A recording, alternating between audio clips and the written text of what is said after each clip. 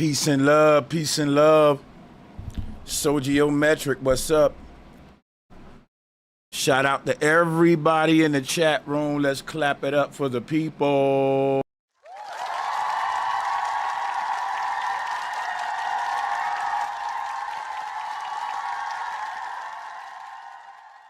What's up, what's up, what's up? We got a nice, good topic for today. Was Cenat right about blacks having no culture? Call it in, fam. If my voice sound a little different today, it's because I've been to the dentist today and my mouth is still a bit numb. So we're definitely going to keep that in mind. This is not my clone. I repeat, this is not my clone. I killed that nigga last night.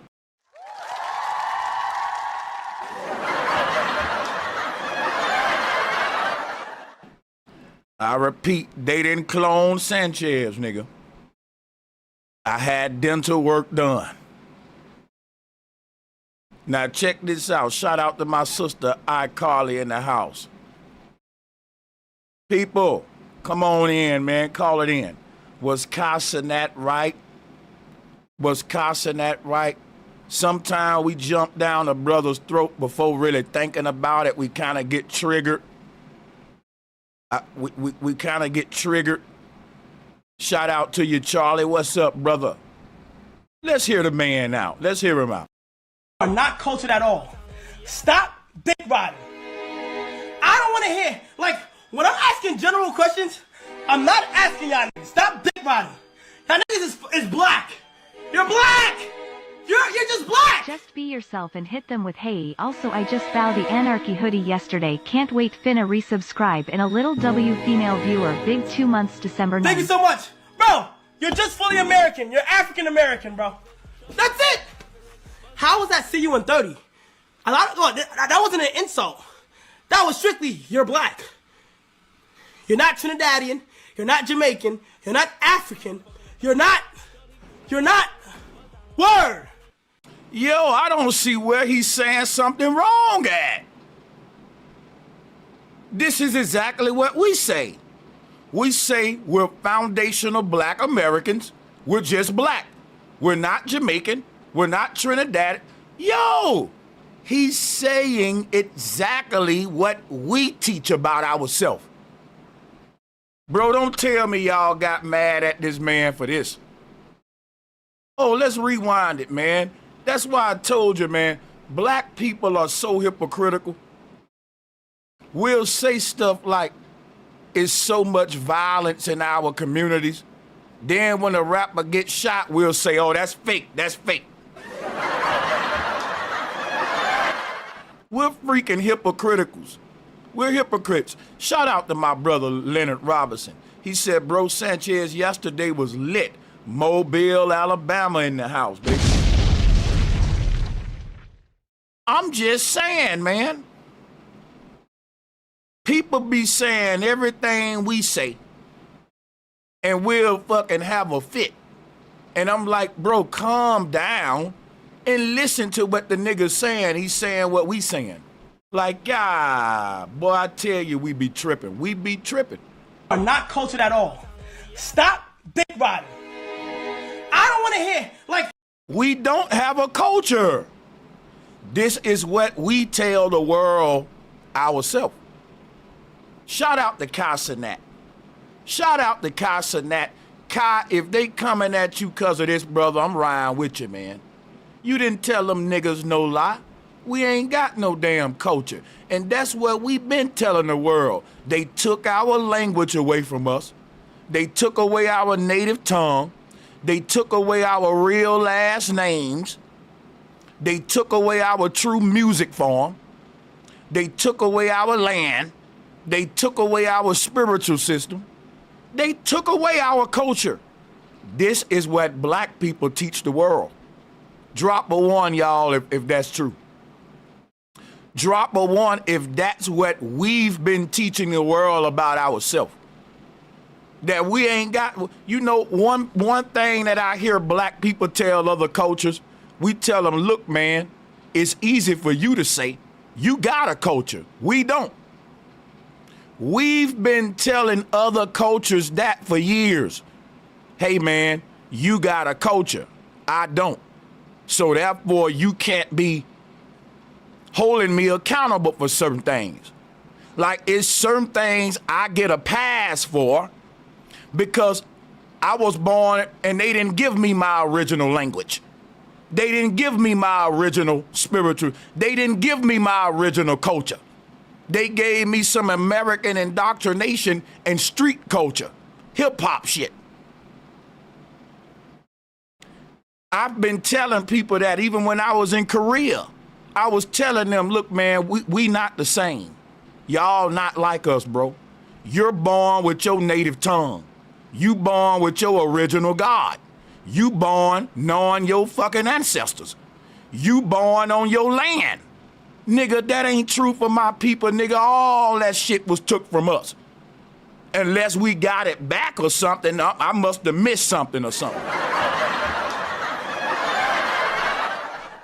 It really pisses me off when somebody say the same thing we say and we get mad and shit. We should have been telling Cenat, you right, man. You ain't telling us nothing new, nigga. You ain't teaching me shit, nigga. You should be telling Cenat, bro, I know that about my people.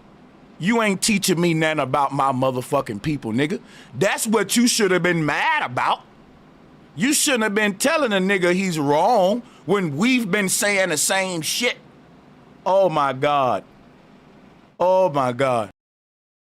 When I'm asking general questions, I'm not asking y'all niggas. Stop dick riding. Y'all niggas is black. You're black. You're just black. Just be yourself and hit them with hey, also. That's it. You're just black. That's it.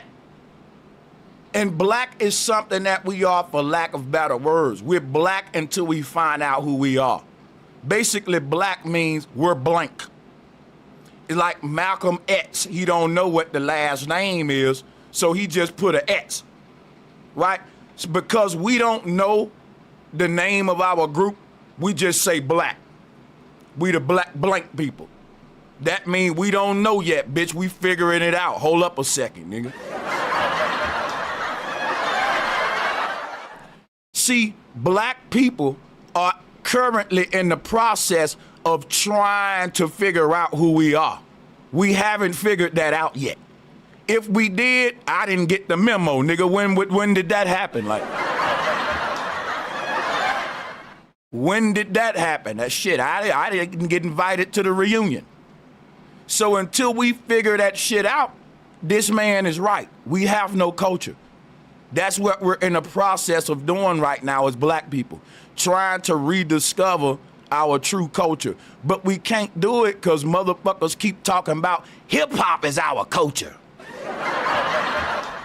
My nigga, hip-hop is not a culture. Where is the fucking flag at for hip-hop? Where is the land associated with the place called hip-hop, nigga? Quit motherfucking dumbing our children down saying hip-hop is our culture when hip-hop is just an industry that's exploiting our fucking talent. Call the shit for what it is, nigga. Hip-hop ain't nothing but a bunch of learned behavior.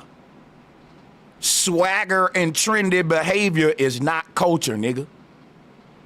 If you telling me hip-hop is our culture, then our culture is given to us by small hats, nigga. If you saying hip-hop our culture, don't get mad when little girls act like Sexy Red. They just practicing their culture, motherfucker. You can't get mad if you say hip-hop is our culture, then everything we do as a result of hip-hop ain't bad. It's just our culture, nigga. Hip-hop is an industry. Tell me anybody in the world that has a fucking music genre for their damn culture. That's like saying white people's culture is country music. What the fuck? No, nigga. White people's culture is colonialism, manifest destiny, Christianity, Americanism. All of that shit is linked to land. All of that shit is linked to ideology, languages. Everything associated with nation building, nationhood. That's like saying the white man's culture is hockey. Yeah, the white man's culture is heavy metal. Like, what the fuck? That's a music genre that some white people listen to and some don't. How the fuck is that white people's culture? But black folks will tell you that hip-hop is our culture. Bitch, that's a preferred music genre that we listen to, motherfucker. Damn, nigga, you telling me if I don't like hip-hop, I'm not black? I'm not part of the culture? It ain't a culture, nigga. That mean if I don't like hip-hop, you can't kick me out of nothing, motherfucker. You can just say, you know what? He don't prefer this genre of music. Like, how do you, like, this is fucking bananas. Are not cultured at all. Stop dick riding. Niggas love to get in my chat room and tell me what the black man started. I don't give a fuck what the black man started. I don't give a fuck what the white man started. I don't give a fuck who started the fight. I care who finished that motherfucker. I'ma tell you what's so backwards about black people. We give a fuck about who started shit and not who currently controls shit. It's the dumbest shit ever. That's why people sit back, they wait for black people to start shit and they just go take it. Because black people don't care who controlled what they started, who took it from them. They care long as you know who started it, who created it. Long as we can get the credit for saying we did that, we created that, we don't even give a fuck about owning our masters. We don't even care about owning labels and distributing deals. We just care if the world know we started it. That's like me starting a fight with a nigga and getting my ass whooped, but bragging on the fact I started the fight, y'all. I started it. And people like, okay, so what, you started the fight? Did you win? Well, you didn't finish it, motherfucker. Who gives a fuck who threw the first punch? I want to know who the last man standing. I don't care who shot the first bullet. I want to know who the last man standing, not the first man that shot. Who cares?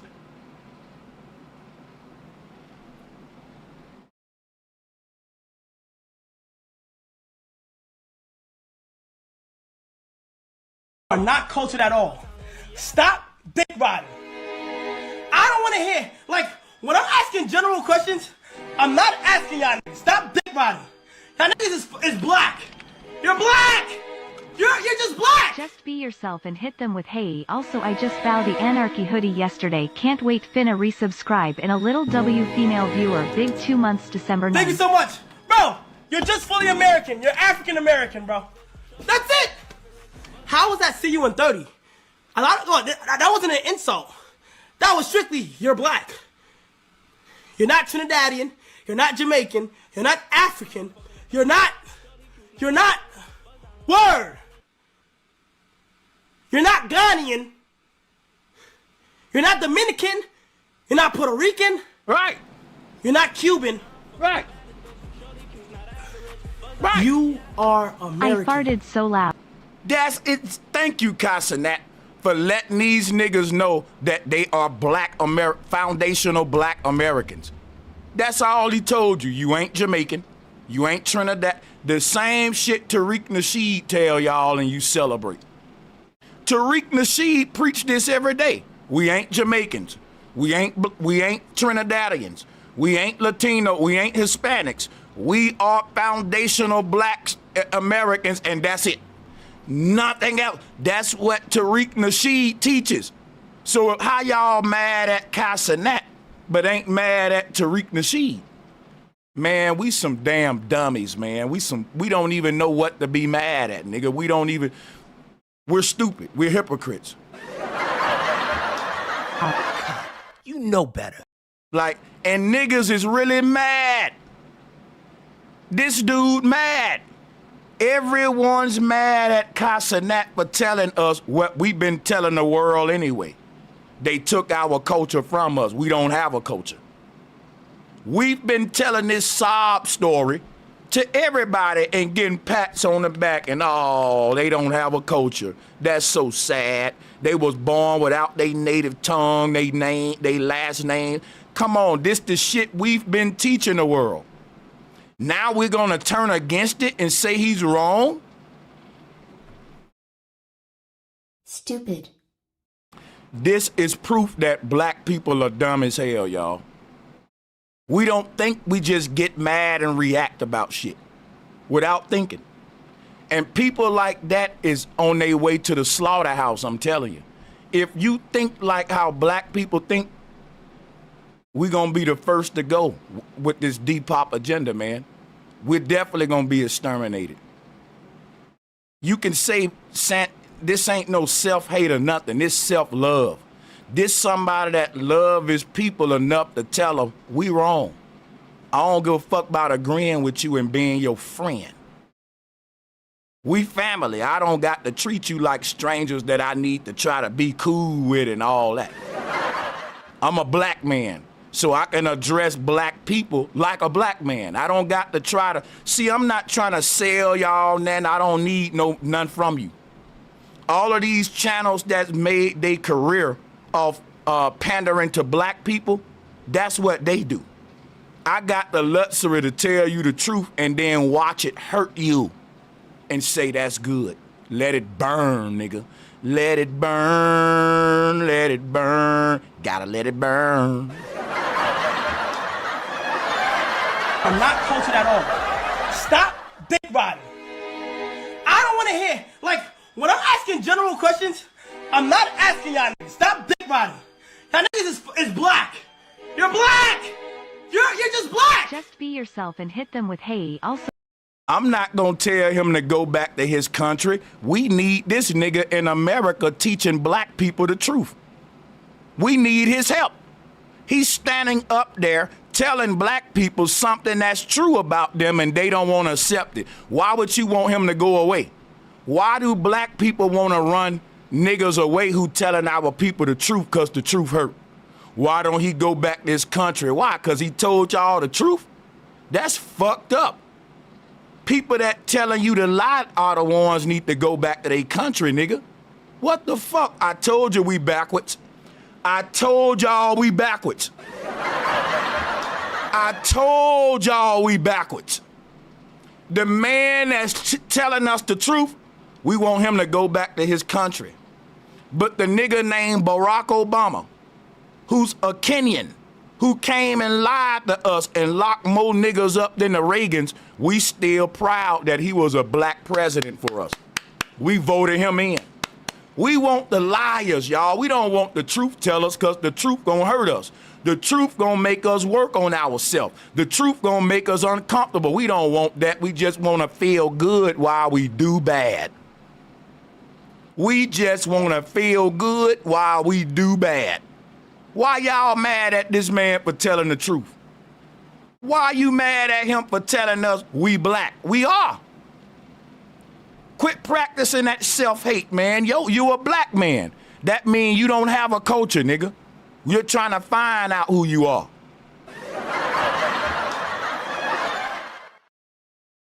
Like, why is everybody name calling when the truth come out? Where did Cenat lie at and where did I lie at? We are black people, Americans. I'm gonna use Tariq term, foundational black Americans. And we have no culture.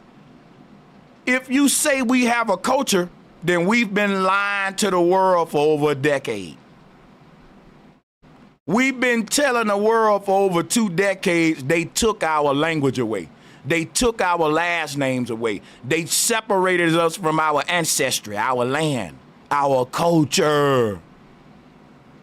We've been telling the world for years, as a black man, I'm still trying to figure out who I am. When did we come together and figure out our identity? We never did that, sir. So he's not lying.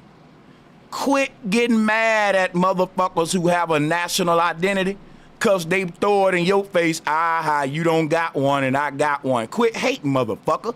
Get a culture. You don't got to hate on people with a culture. All you got to do is put down your program and your hip hop. We don't have a culture. We're treating hip hop industry as our culture. And that ain't doing nothing but exploiting our talents and gifts. Every other group of people, they use their talents and gifts to create a culture for their people. We won't do that. We use our talents and gifts to go make the white man rich.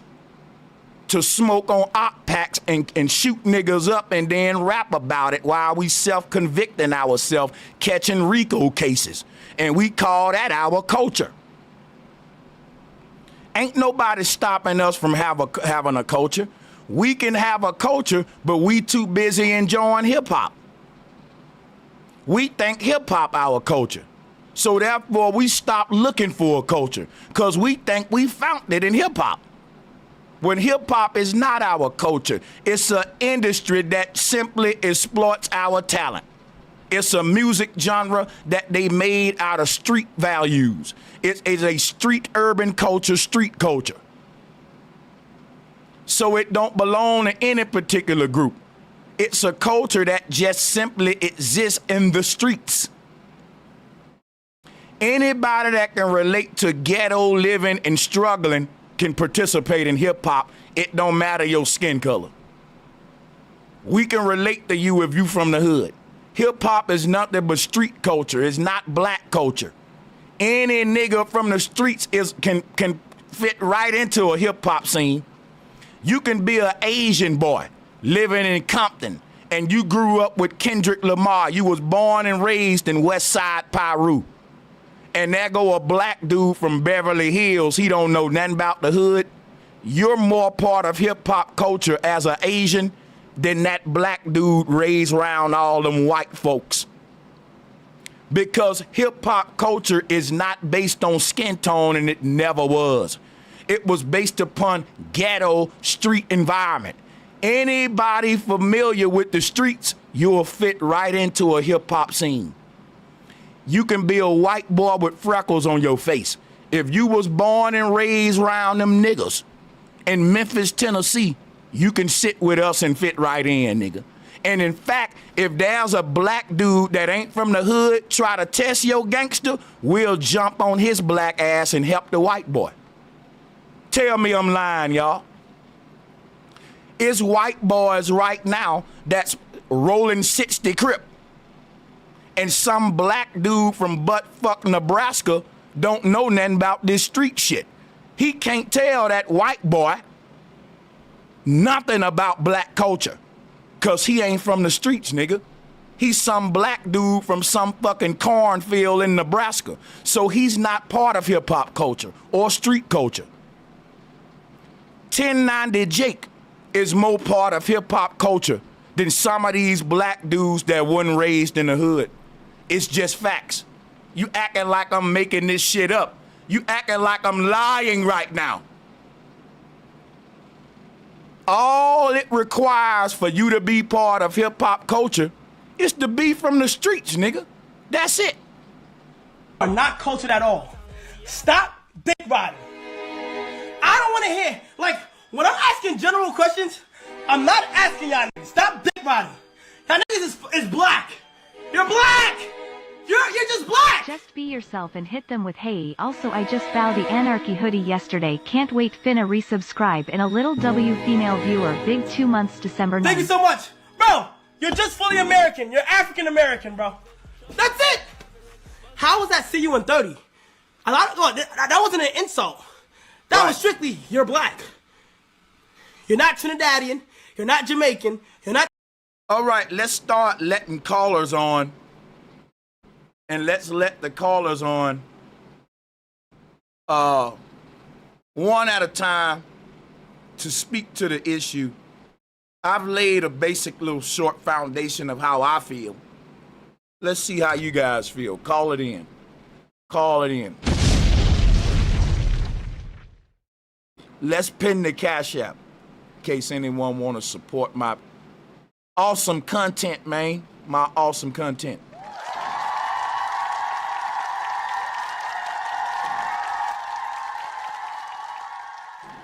Black simply means blank, blank. If you don't know who you are, you're black.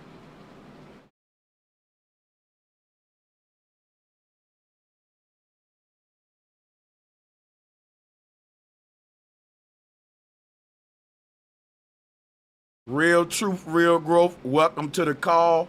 Go ahead and take the flow, sir. Welcome back. Salute, salute, salute. Hey, I always like to jump in on this one right here. Hold on. Hey, don't nobody block Keith Clizzard. Please do not block Keith Clizzard. Don't block him. Now, Keith Clizzard, I'm going to drop the call-in link for you. Keith Clizzard, if you don't click the call-in link within the next if you don't click the call-in link within the next 3 minutes, we're going to have to permanently block you and ban you from the channel. We're going to have to permanently block you and ban you. You got 3 minutes, Keith Clizzard, to click the link and tell me why should I stick with Flat Earth.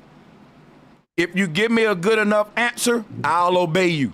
I'll take your advice and I'll just stick to Flat Earth. But if you ain't willing to come tell me why I should do it, I'ma block ban you and keep doing what the fuck I wanna do, sir. Isn't that fair enough, guys? Ain't that fair? Ain't that fair? Cool. You got 2 minutes now because you just lost one with me talking. Go ahead, Real Truth. All right, so look, we got to pay attention to the U.S. status, right? It's a color code, right? You ever read the Louisiana Black Color Codes? I want to know if Cenat right about blacks having no culture, because I don't want this to turn into the Black's Law, the word black by law, black as a political status. I don't really want to go into the Moorish teachings about the word black. We just identifying by black for lack of better words. I don't think I'm a black man either. I'm agreeing with you. But I think what's more important today is us being mad at this man when he was just telling us the truth. We say the same thing. The hypocrisy in that is what I was more focused on. But do your thing. I'll mute up. Take your time, Real Truth. I'm going to shut up. Just identify. Hold on. All right, so listen. The people do today identify as black, but that status came along in the mid-'60s. But before that, like I was saying in the chat, my mother's parents were considered colored and Negro. So you remember those signs they said, you know, coloreds drink here? That's what the white people call them, coloreds. They never called them black. They never called them black. But the status did change. My mother said when she went to school, they called her a little colored girl. They never called her black.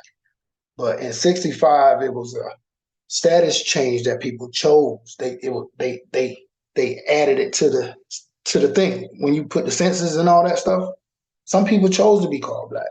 And so now today, in today's mind, since you got people that are selling you out, right, calling you black, you got HBCUs, all that, right? These people are selling you out. Anybody calling you black, I don't think is on your side.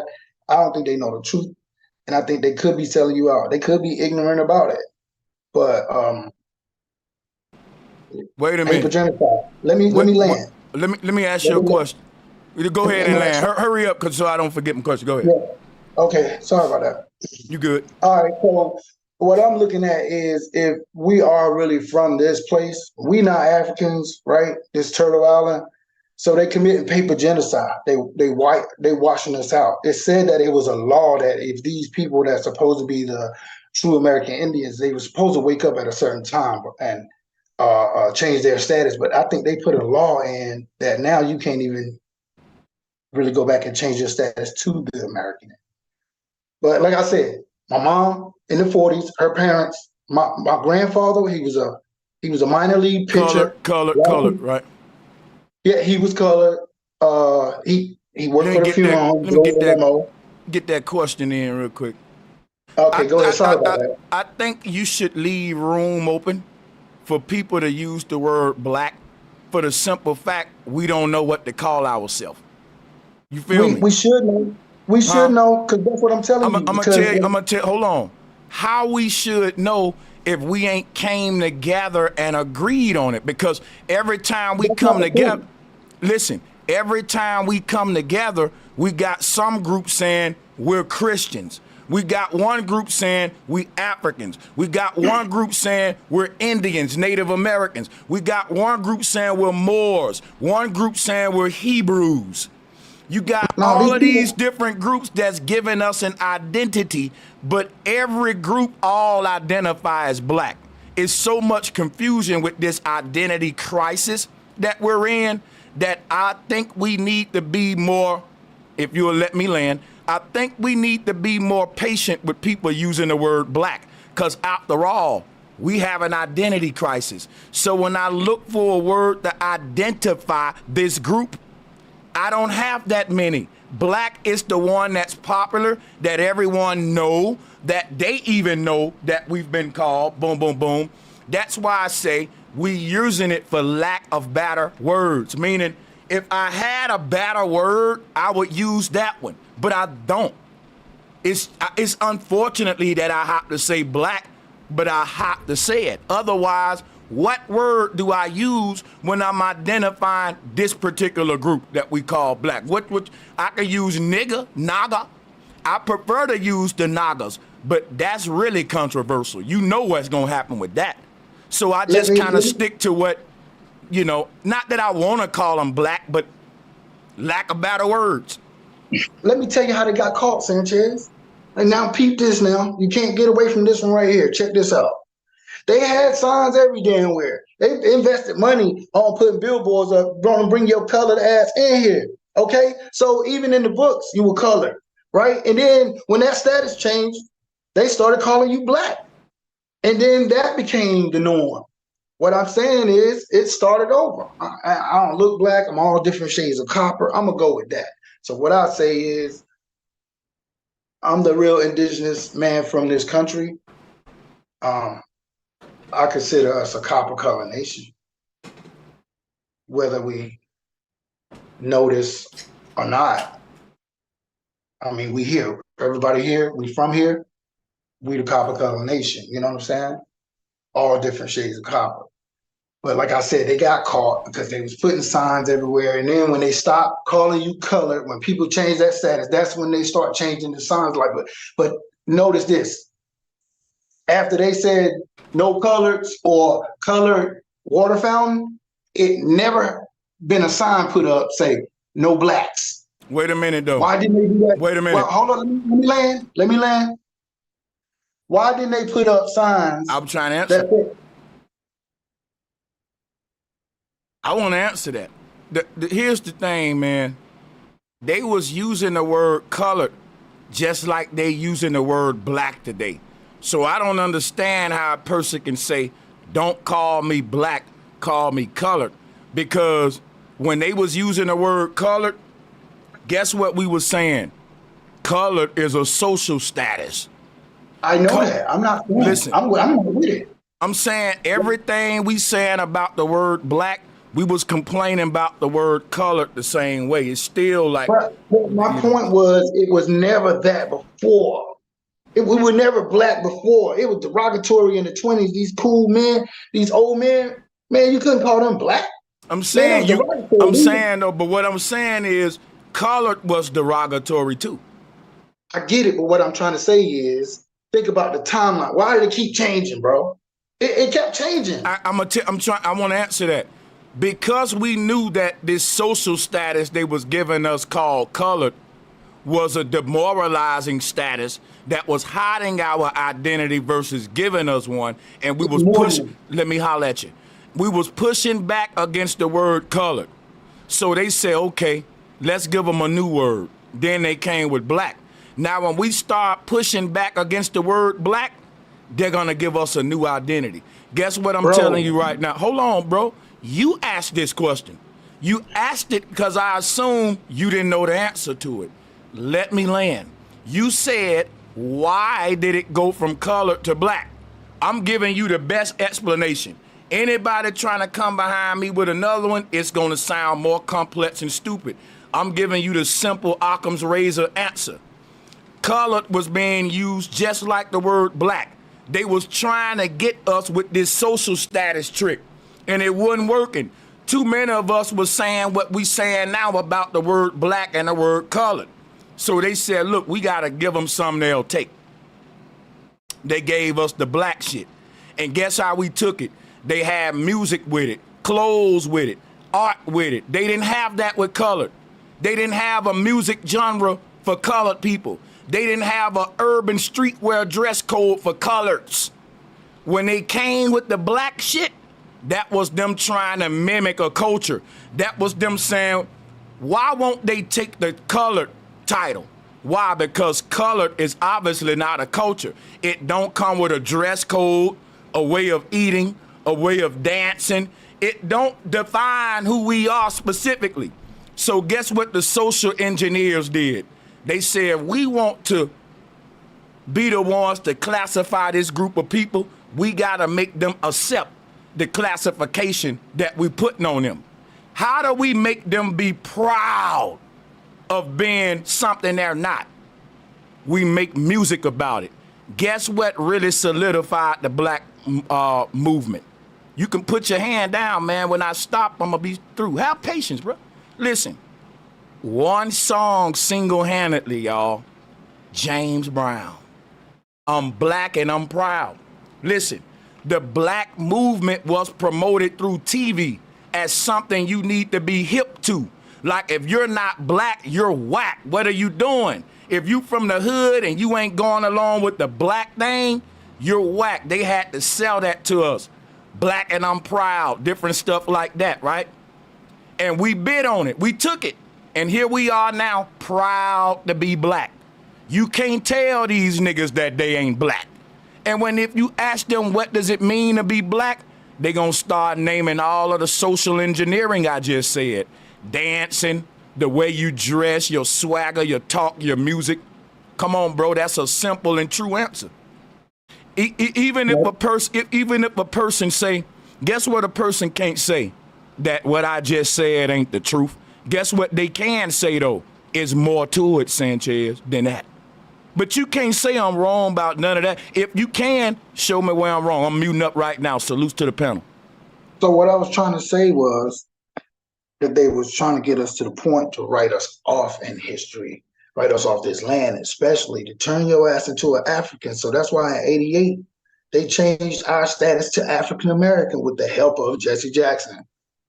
You get what I'm saying? So it's not that we light colored or whatever, because remember the colored people, right? The colored people, they peep them niggas down there. The type of clothes they wear and the dances they be doing, right? That's what the colored people did. Them Negroes. That's what they said. You get what I'm saying? I'm telling you from two different sides, because I got white in my family, and I've heard the conversations from the older people.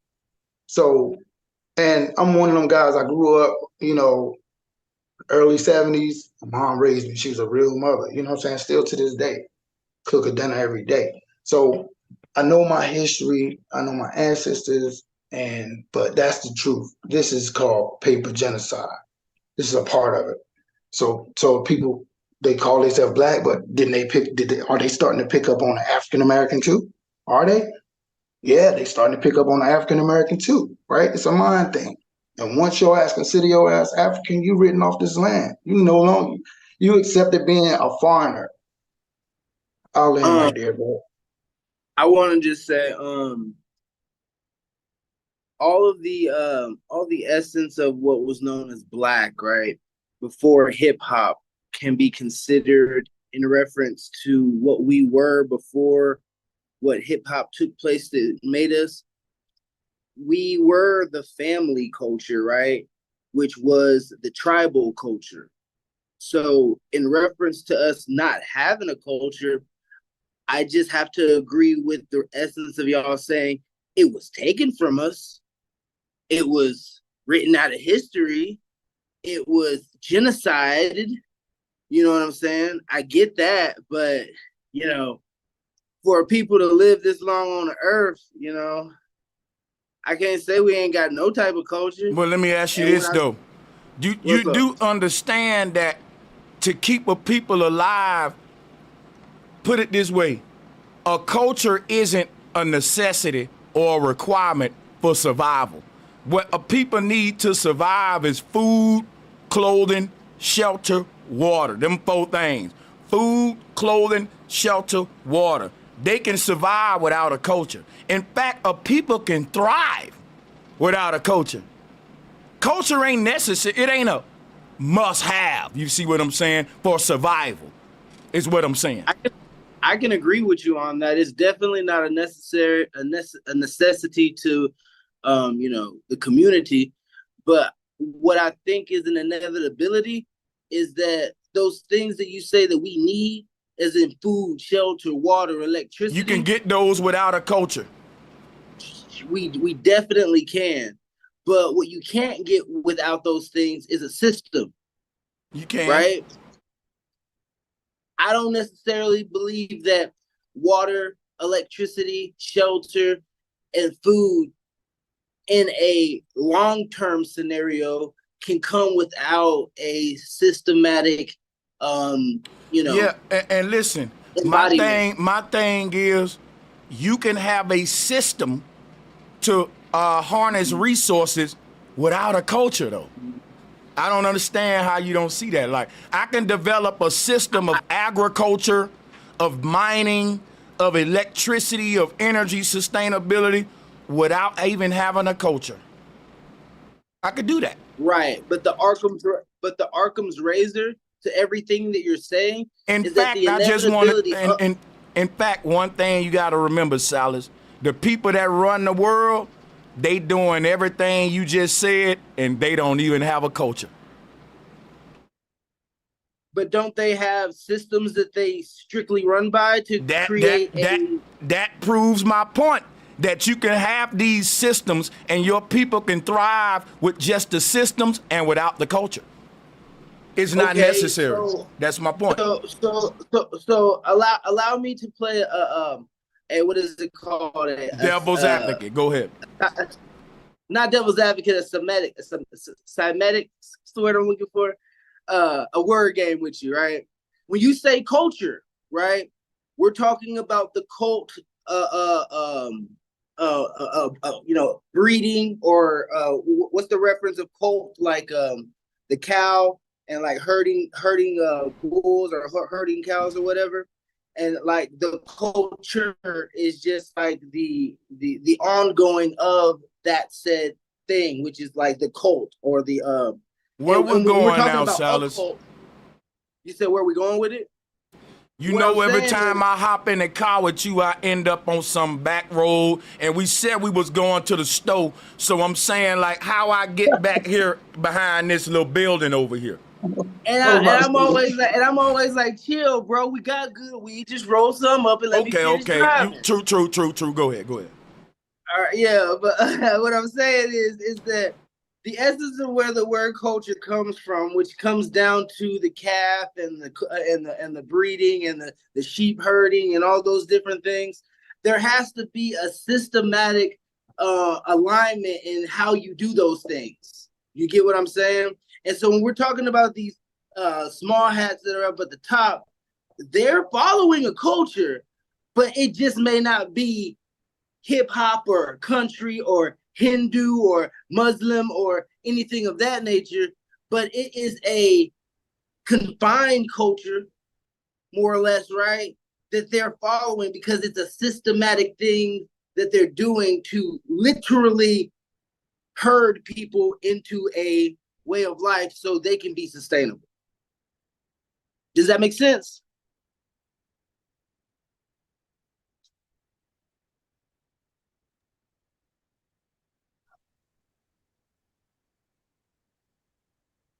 Yeah, let me let that digest a bit. And that's the black dude.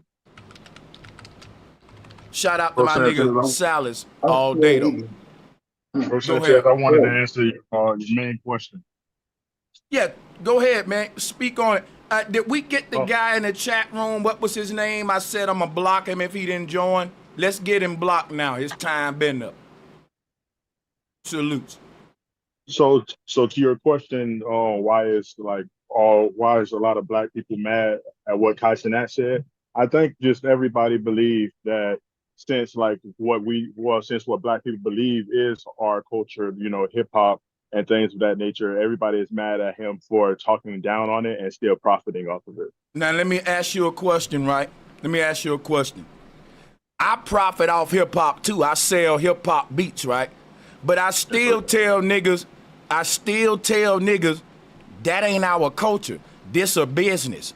I don't even treat hip hop like a culture. I treat that shit like a hoe that I got on a blade selling pussy. And that's how everybody need to treat it.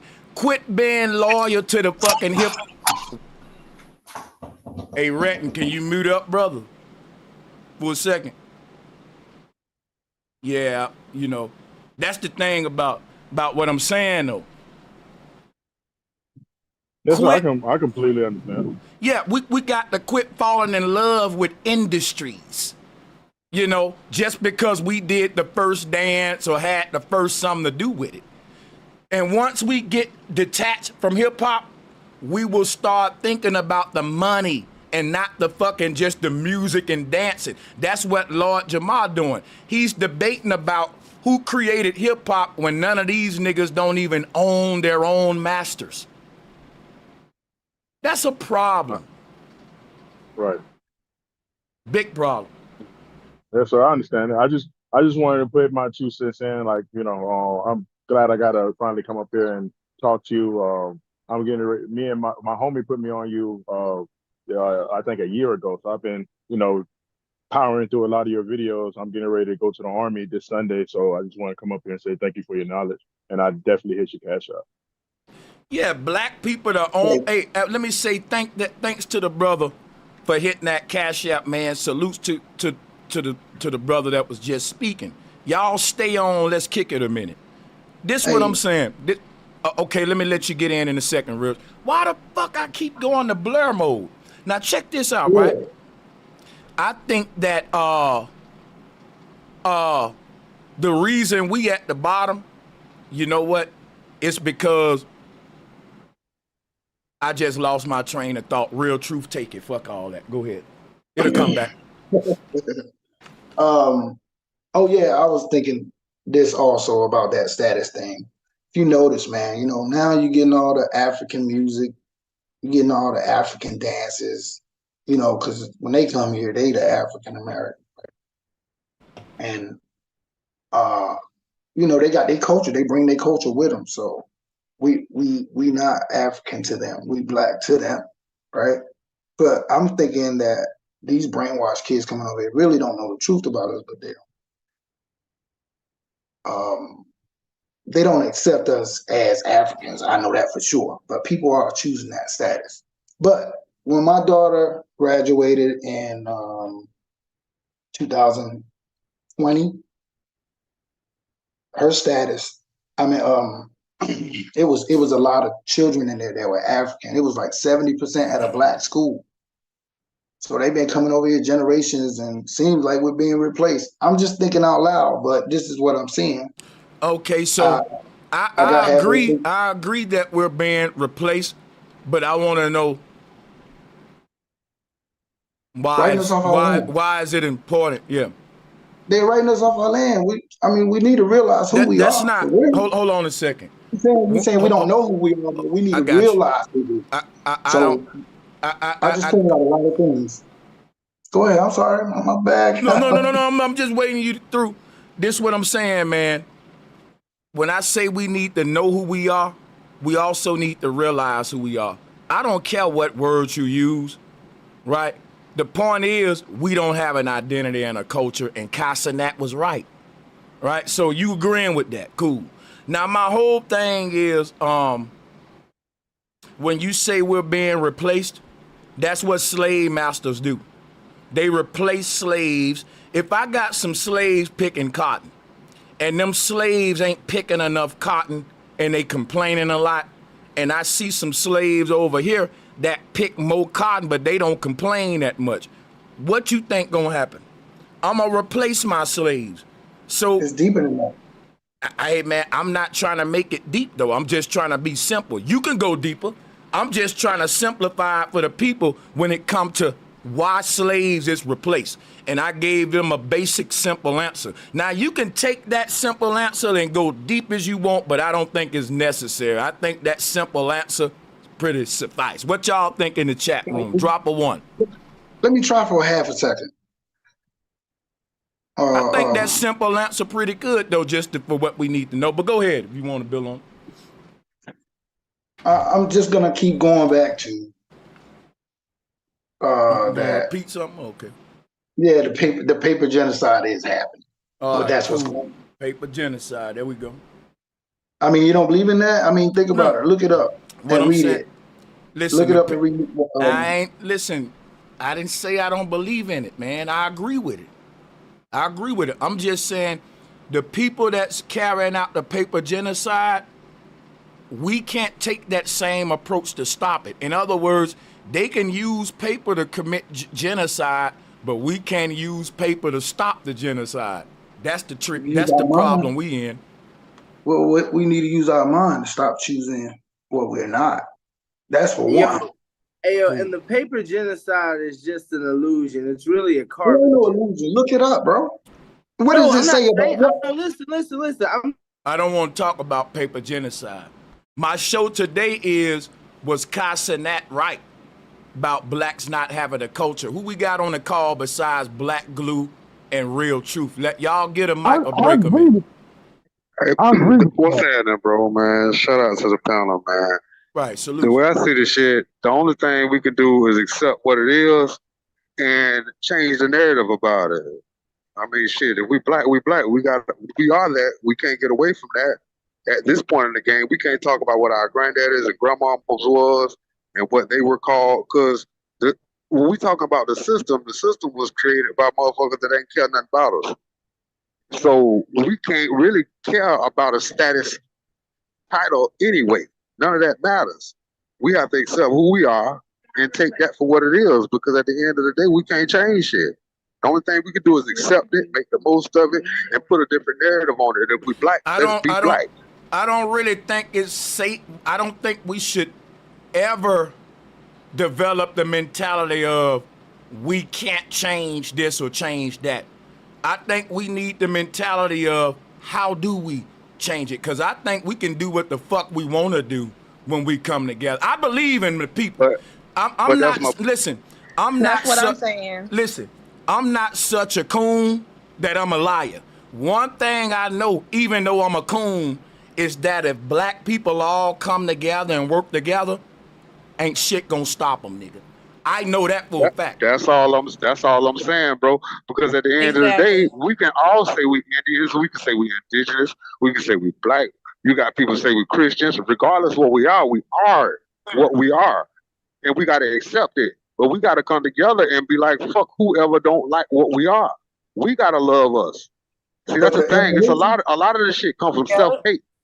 You understand what I'm saying? So until you accept who you are and be cool and proud about that shit, you're going to always have these different denominations of nigga. You understand what I'm saying? At the end of the day, you're a nigga. And that's what you can't get away from. Nigga. At the end of the day, we can't change that part. So we need to accept that, come together and be niggas. You understand? We got to be niggas first, because that's what we are. We weren't about what a cracker call us.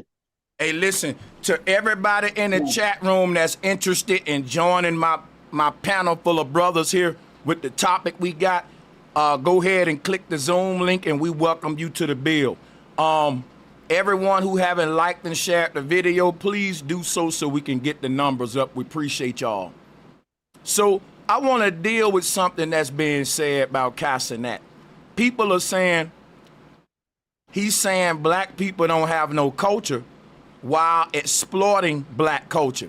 Let me explain to y'all why that's a lie. Black people don't have no culture. But if black people accept the hip-hop industry as their culture, anybody who make money in hip-hop that ain't black, they gonna think you stealing from them. It's because their problem is they think that their culture is a music business. The moment you started identifying your culture with a shiesty music business, now you think everybody's stealing from you when everybody get the. That's why I said hip hop is she's a thought. Anybody can hit that. Why would y'all fall in love with a bitch, with a hoe? Everybody know ever since hip hop started, anybody can hit that. Anybody can make money with that. The small hats was making more money from it than anybody from the get-go. If hip-hop is a bitch on the blade, she was giving the most money to them small hat pimps over there. So if everybody pimping this bitch out, who cares about which pimp getting the most money? Get what the bitch give you and keep pimping, nigga. Can't nobody get the arguing this pimping and horn, man. But see, if you think that bitch is your wife, like how black people feel about hip hop, you gonna think she cheating on you when that bitch belong to the streets. Understood, but I feel like we so much more than hip hop. You understand? You gotta understand that we so multi-talented that that'll never be just one thing about us. That'll never be the thing that they can distinguish us by. Hip hop just shit. Even just deeper like you than said, that, just right? a hope. Even deeper than that, right? We can't call hip hop our people's culture because hip hop came along. It was different genres of music that people listened to before. They didn't adopt that as their culture. So because this new age came with hip hop, now it's black people culture. Bro, come on, man, for real. But nah, but see, this is Let the me thing see I'm something saying. real quick. Drop a 1 in the chat room if y'all was fucking with that pimping and horn analogy. Drop a 2 if you wouldn't.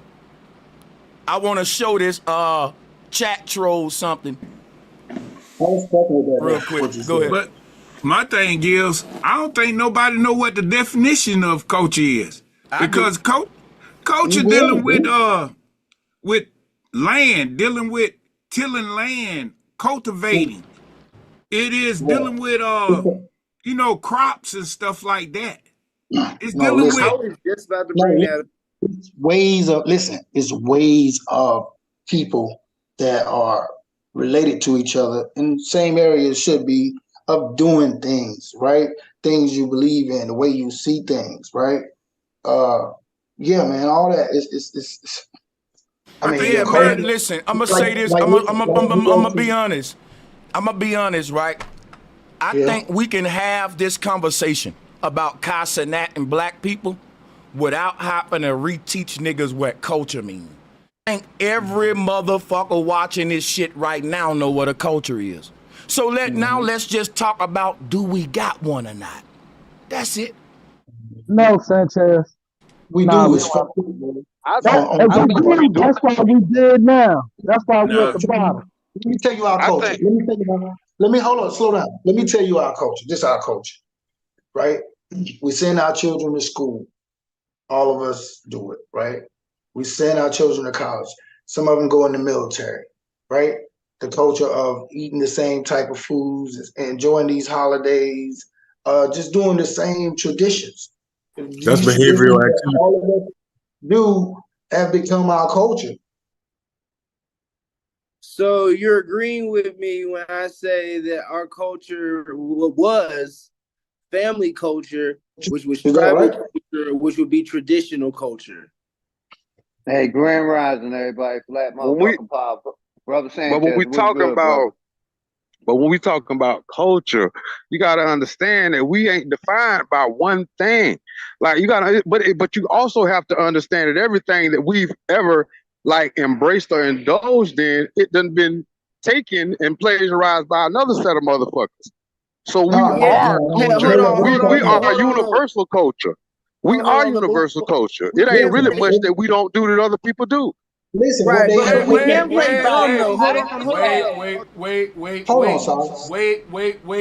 wait. I'm tired of that brother keep saying that we do more than one thing. We define by more than one thing. Hey, chill out with that, bro. Let's tell the truth. Yes, black people engage into more than one thing, But the one main thing that sums up our identity right now is fucking hip hop. Let's quit fucking playing with that, man, and deal with it. Hold up, that's for the younger generation. That's You fact. got people. No, you got people that I don't even don't feel feel. I don't hip hop. believe that though, bro. Listen, Right? That's bro, what my I'm mother. saying. Some of Listen, them man, my mother. Wait. Stop. If you're in your 40s right now or below, you part of the hip hop young generation. All right? That's facts. And a lot of people keep saying that's you. What's happening is we don't want to deal with the hard stuff. And that's why people will say, well, that's kicking the can. You trying to make it the young folks' problem. I'm saying all of us are a result, and all of us on this panel identify by hip hop culture. Right now you do.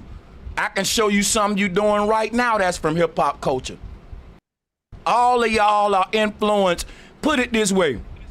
When people in the world want to tap into black people's culture or lack of culture, right? The best thing for them to do is listen to some hip hop music. We know that you're gonna get the best taste of what it's like to be a black man in America when you cut that rap on. That's just a fact, man. That's just a fact. Yeah, you're not also, lying. And I do hip hop too. So Hey, I think one thing that I we're do music. overlooking right now is Let her go, Silas. hey, one thing that hold Oh, on real quick. I think No, one he thing could we're go. all He cool. overlooking real fast. The one thing that we're overlooking right now is the stereotype. Wait. I heard a woman's voice, and then I heard a bunch of men cancel that out and beat her over. Come on now, ladies first, y'all. Please, let's go. It's all good. It's all good. And I that's was just my saying, sister. That's my sister Jaden too. Salutes to you, beautiful. Welcome back. Thank you. Welcome. Thank you for having me. I was just saying I do hip hop as well. Like what he was about to say, he pointed out everything that we do that relates to hip hop culture. I do hip hop, so it a lot of us have a lot to play in it. So I mean, it's really up to us coming together to figure out what we need to do and what system that we need to create in order to move on from this. Like, so it's a lot of stuff that we have to deal with together. this is what I was gonna say. When I was saying that everybody in the world that's alive right now don't listen to hip hop. You got some real laid back people that just not into hip hop. It became a big part of society because it was popular and it was what a lot of people were doing. But it didn't become everybody's culture. It became the culture of some people that were involved. Like I said, it was a lot of people involved. But you think about it. My mother at home, she ain't turning on no hip hop. She still got her songs on her mind that she liked. She still got her memories of her mother, the way they raised her. That's true. That's true. One thing, if you gotta bring up mama and all that, you already lost. Because in this conversation, the majority rules, nigga. My mama listen to gospel music. We ain't talking about mama. I just said if you in your 40s and below, you're part of this hip hop culture. And you just proved me right, real truth. You wanna know why? You couldn't use yourself as an example because you're in that age bracket. You had to go to mama. Let me finish. You had to go to mama because she's outside of the age bracket I just said, which proves my point. Yeah, exactly. I get what you're saying with that. Let me make my comeback.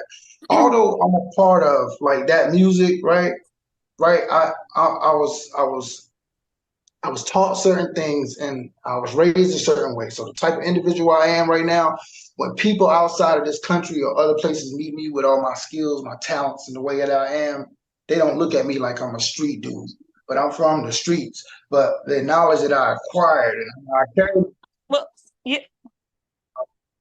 Where other countries you ever been to, bro? I said people from other countries. I worked at the State Department in DC. I used to live in DC, Maryland, Baltimore. And I've been around, it's so much culture up there. I mean, even the African people. I used to, you know how they got, the sayings about black people, like black people lazy, black people lazy. So let me land this right here. I'll let you ask. No, you So said you know how they people say from black other people lazy, black countries people. don't see you Hold as on. some street thug nigga. I want to know Let me what. land it. I'm trying to ask you a question. What you didn't answer my question. I was trying to ask you what people from what other countries, where you been to, what you know. Oh, people from Ghana, people from any part Where of did you what meet you them at? call. What state you in? Where did you bump into them at, I and they was in treated you? I was in Maryland. So what was going on was, I'll tell you what was going on. I was I working. don't I really was want to working. know what's going I on. mean, it's gonna land it. It's gonna land it when I You say giving this. me too much, but go ahead. Yeah, that's why I say I'm gonna land it. So what made them think that I was from another country, that I wasn't an American black man? I worked 2 jobs. I worked 7 days a week, right? Yeah. And this lady was talking to me, and she was listening to all the things that I do and what I know. And when she realized that I worked these 2 jobs 7 days a week, she was like, "You can't be from America." And this is an African girl. And I'm Now like, guess "Yeah, I'm what? from." Now guess what, Joe? Don't you know What? that what she said was a racist stereotype statement? No, she wasn't saying it for Exactly. that. The reason she Wait was a That's saying what minute, I no, was about bro. to listen, Boy, yes, say. he was. Bro, It's That's what I was you stereotype. need, about to bro. let say. me finish, bro. It's going The way over reason, your head, bro. That's no, crazy. I get what you're saying, bro. Listen what I'm saying. It wasn't she was being racist or nothing like that. Yes, the fuck She was she listen. was. Wait a minute. You just Towards, don't know it. listen. I said that towards the average American person. Yeah, the average black American she was, but that was the stereotype, right? And she said you Right. can't be. She said you can't be. And And I a said, hell of a stereotype, I which said backs up no. my I'm point. from. She That's right. backs But my listen, point up. I'm standing up for us, right? At this point, I'm saying, yeah, I'm from America. Like, nigga, like all of us ain't fucking lazy. I don't know where you get that shit from. Y'all better start looking at the internet. Like everybody ain't the same because they look. Man, No, all get skin not folk ain't now. Now pimple. guess what? Now the What? stereotype that she brought up with you is come from hip hop, bro. I That get come it. from hip hop culture. I get it. And guess what? You are a type of brother that don't live by the values that's promoted in street hip hop culture. So when she saw you, she said, this nigga can't be black because most black people identify by this street hip hop culture. Nigga, I'm good as a motherfucker. That proves my point though. That's what I'm Nigga, saying, but I'm it's good good as shit. shit. I'm from K-Town, Hey, bro. Niggas don't hey, know real what I'm quick. trying to tell them. Listen, what I'm trying to tell you from the bottom to the top. You know what I'm Shout saying? out It ain't the about shout out it the ain't about shout out the goon ho. Hip hop is American culture, not black culture. Man, that is so true. that's dope. It ain't about where you from, it's where you at right here, bro. How you carry your motherfucker. I So got a little smoke for that. you could be from the damn hood and you could walk in the State Department, bro. It's all about how you carry yourself and what you got on your mind. You get what I'm saying? I ain't falling. I agree Yeah. with that. I got into some of Shout the out the traps, but I started getting but wise. you got And then when I met Sanchez, and when I this met Sanchez, hold up, bro. the shit just opened all the way up. You've been talking a long time, bro. I don't mean to do it to you, but let me holler at you. I got other people on the call too. Check this out, right? Y'all notice when it come to other races, we don't stereotype them the same way they stereotype us. All of our stereotypes is based around the music genre that we listen to. But when we stereotype other cultures, that ain't based around a music genre. Let me give you an example, right? When we stereotype Asian people, we say stuff like they eat rats. We say stuff like they got lice in their head, right? We never stereotype them in societal values that they say about themselves because of their music genre. In other words, all of the stereotypes with black folks, right? When people say they're violent, we say that about ourselves and our music. We tell them that in our music when we say, I wish a motherfucker would, you know, all the shit, and we let our children rap that. Our whole music genre, if a white woman grab her purse when we walk past her, we think that that's fucked up when we literally telling the world in our music, we robbers, we jack boys. So all of our stereotypes, we say it too about ourselves. But the stereotypes we put on other people, they don't say that about themselves in their music genre. But see what I'm saying? That right there is something y'all got to pay attention to. Very important, man. Very fucking important. One thing that I was in other words, all of our stereotypes literally come from the damn stereo, the radio that we said. I feel that, but what would explain our dominance as far as athleticism and shit in sports? I ain't really got shit to do with hip hop. You want me to explain that for you? I got you real quick. Give me something. Slaves are built stronger than everybody else. Let me tell you something, right? The people that's out there building them skyscrapers in these big cities like Detroit, New York, and Chicago, they are more in shape than the man that owned that skyscraper, right? The man that spent the money, who owned that shit, he's sitting on his ass all day, probably balling out in Dubai somewhere all day. But the people that's slaves, that's doing the work, we built different because we work every day. Yeah, the slaves, see, and I hate to say this, just the truth. The reason we are more athletic is because we're not slave masters. The slave master can have a fat stomach, he can be out of shape, and all that. You don't have the luxury to do that. Not if your ass want to go to the NBA, NFL, if you want to be able to get a good job in the factory. But if I was a rich, but listen to me, let me speak. Y'all got to let people finish, especially when y'all ask questions. Listen. If I was a rich kid, and this even go back to ancient days, rich people were more out of shape. They were fat. They had bad dental because they ate a lot of sugar. Sugar was expensive, and they didn't have dentists, good dentists back then. So if your mouth was raggedy back in the day, that was a sign of beauty and that you had money. But that's another story. The thing is this right here. A slave may say back then, why I got all these muscles, that rich man fat as hell. And his mama might say, that's because God blessed you, son.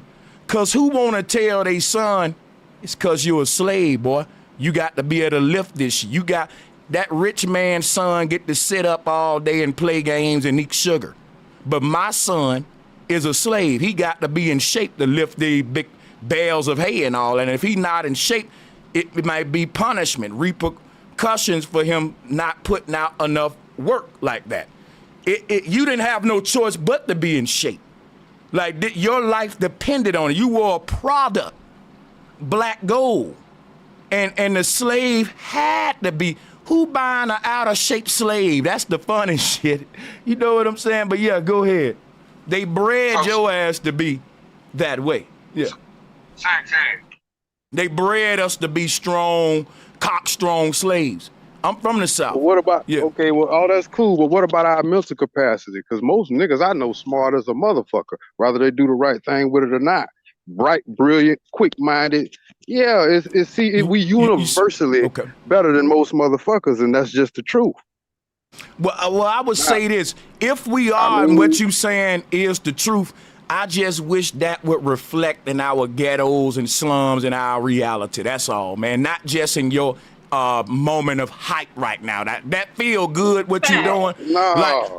Hold on, let me finish. Why can't I finish? Listen. Go ahead. What you doing is very motivating. I want to actually clap it up for you real quick. Hold on a second. Give this brother a round of applause. What you doing, it feels real good. But I ain't gonna lie, brother, that feeling gonna go away when I go to the hood in a minute. I'm gonna be dealing with reality again. So, I like that feeling, but at the end of the day, it's just a feeling. So, if you just gonna come up here and make me feel good, I thank you, brother, but I'm still gonna counter your feeling with the sad truth and bring my energy back down to reality. You know what I'm saying? Because ain't nothing to be happy about as a black man. Ain't nothing to feel good about when you look at the condition our people in. So appreciate you for trying to, to do that. I appreciate it. It's a lot of people doing that, but I don't think it really happened. We don't need to feel good for real right now. You know what I'm saying? Hey, but you know, Not about this situation. Not about this situation. But yeah, go ahead. Shout out, brother Sanchez. I agree with Shout out that. there, all bro. of us ain't from the hood, and all of us don't live in the hood. It's a lot of And hoods. guess I what, come from the man? hood. Here's how this show go, right? Think about We it. in my show, the majority rules. We never come up here and speak to the minority, right? We talking about the majority of black people that live in hoods, ghettos, and slums. That's the majority. We talking 75%. So check it out, right?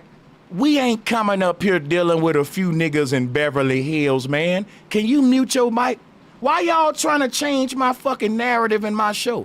Why can't I deal with the ghetto and the slum? We don't like to deal with real shit. We hate when it's time to deal with the real shit, buddy. I ain't gonna let you do it on my show. We stand right here. The ghettos, the slums, the black fuckery. Nope, you ain't changing it. Nope. Nope. You ain't changing it, dog. We gonna deal with it. And we gonna deal with it now. Let's go, next person, man. And we Brother need to deal Sanchez, with what's it. good? And we It's need so to deal hard. with It's it. so hard for motherfuckers to fix up the hood. It's sad. Every time I go back to the hood, it's all fucked up. Houses all dingy, trash everywhere. No, we need this. We need the truth. I'm not Period. Facts. saying Sanchez, can you hear me, Sanchez? Yeah, I can.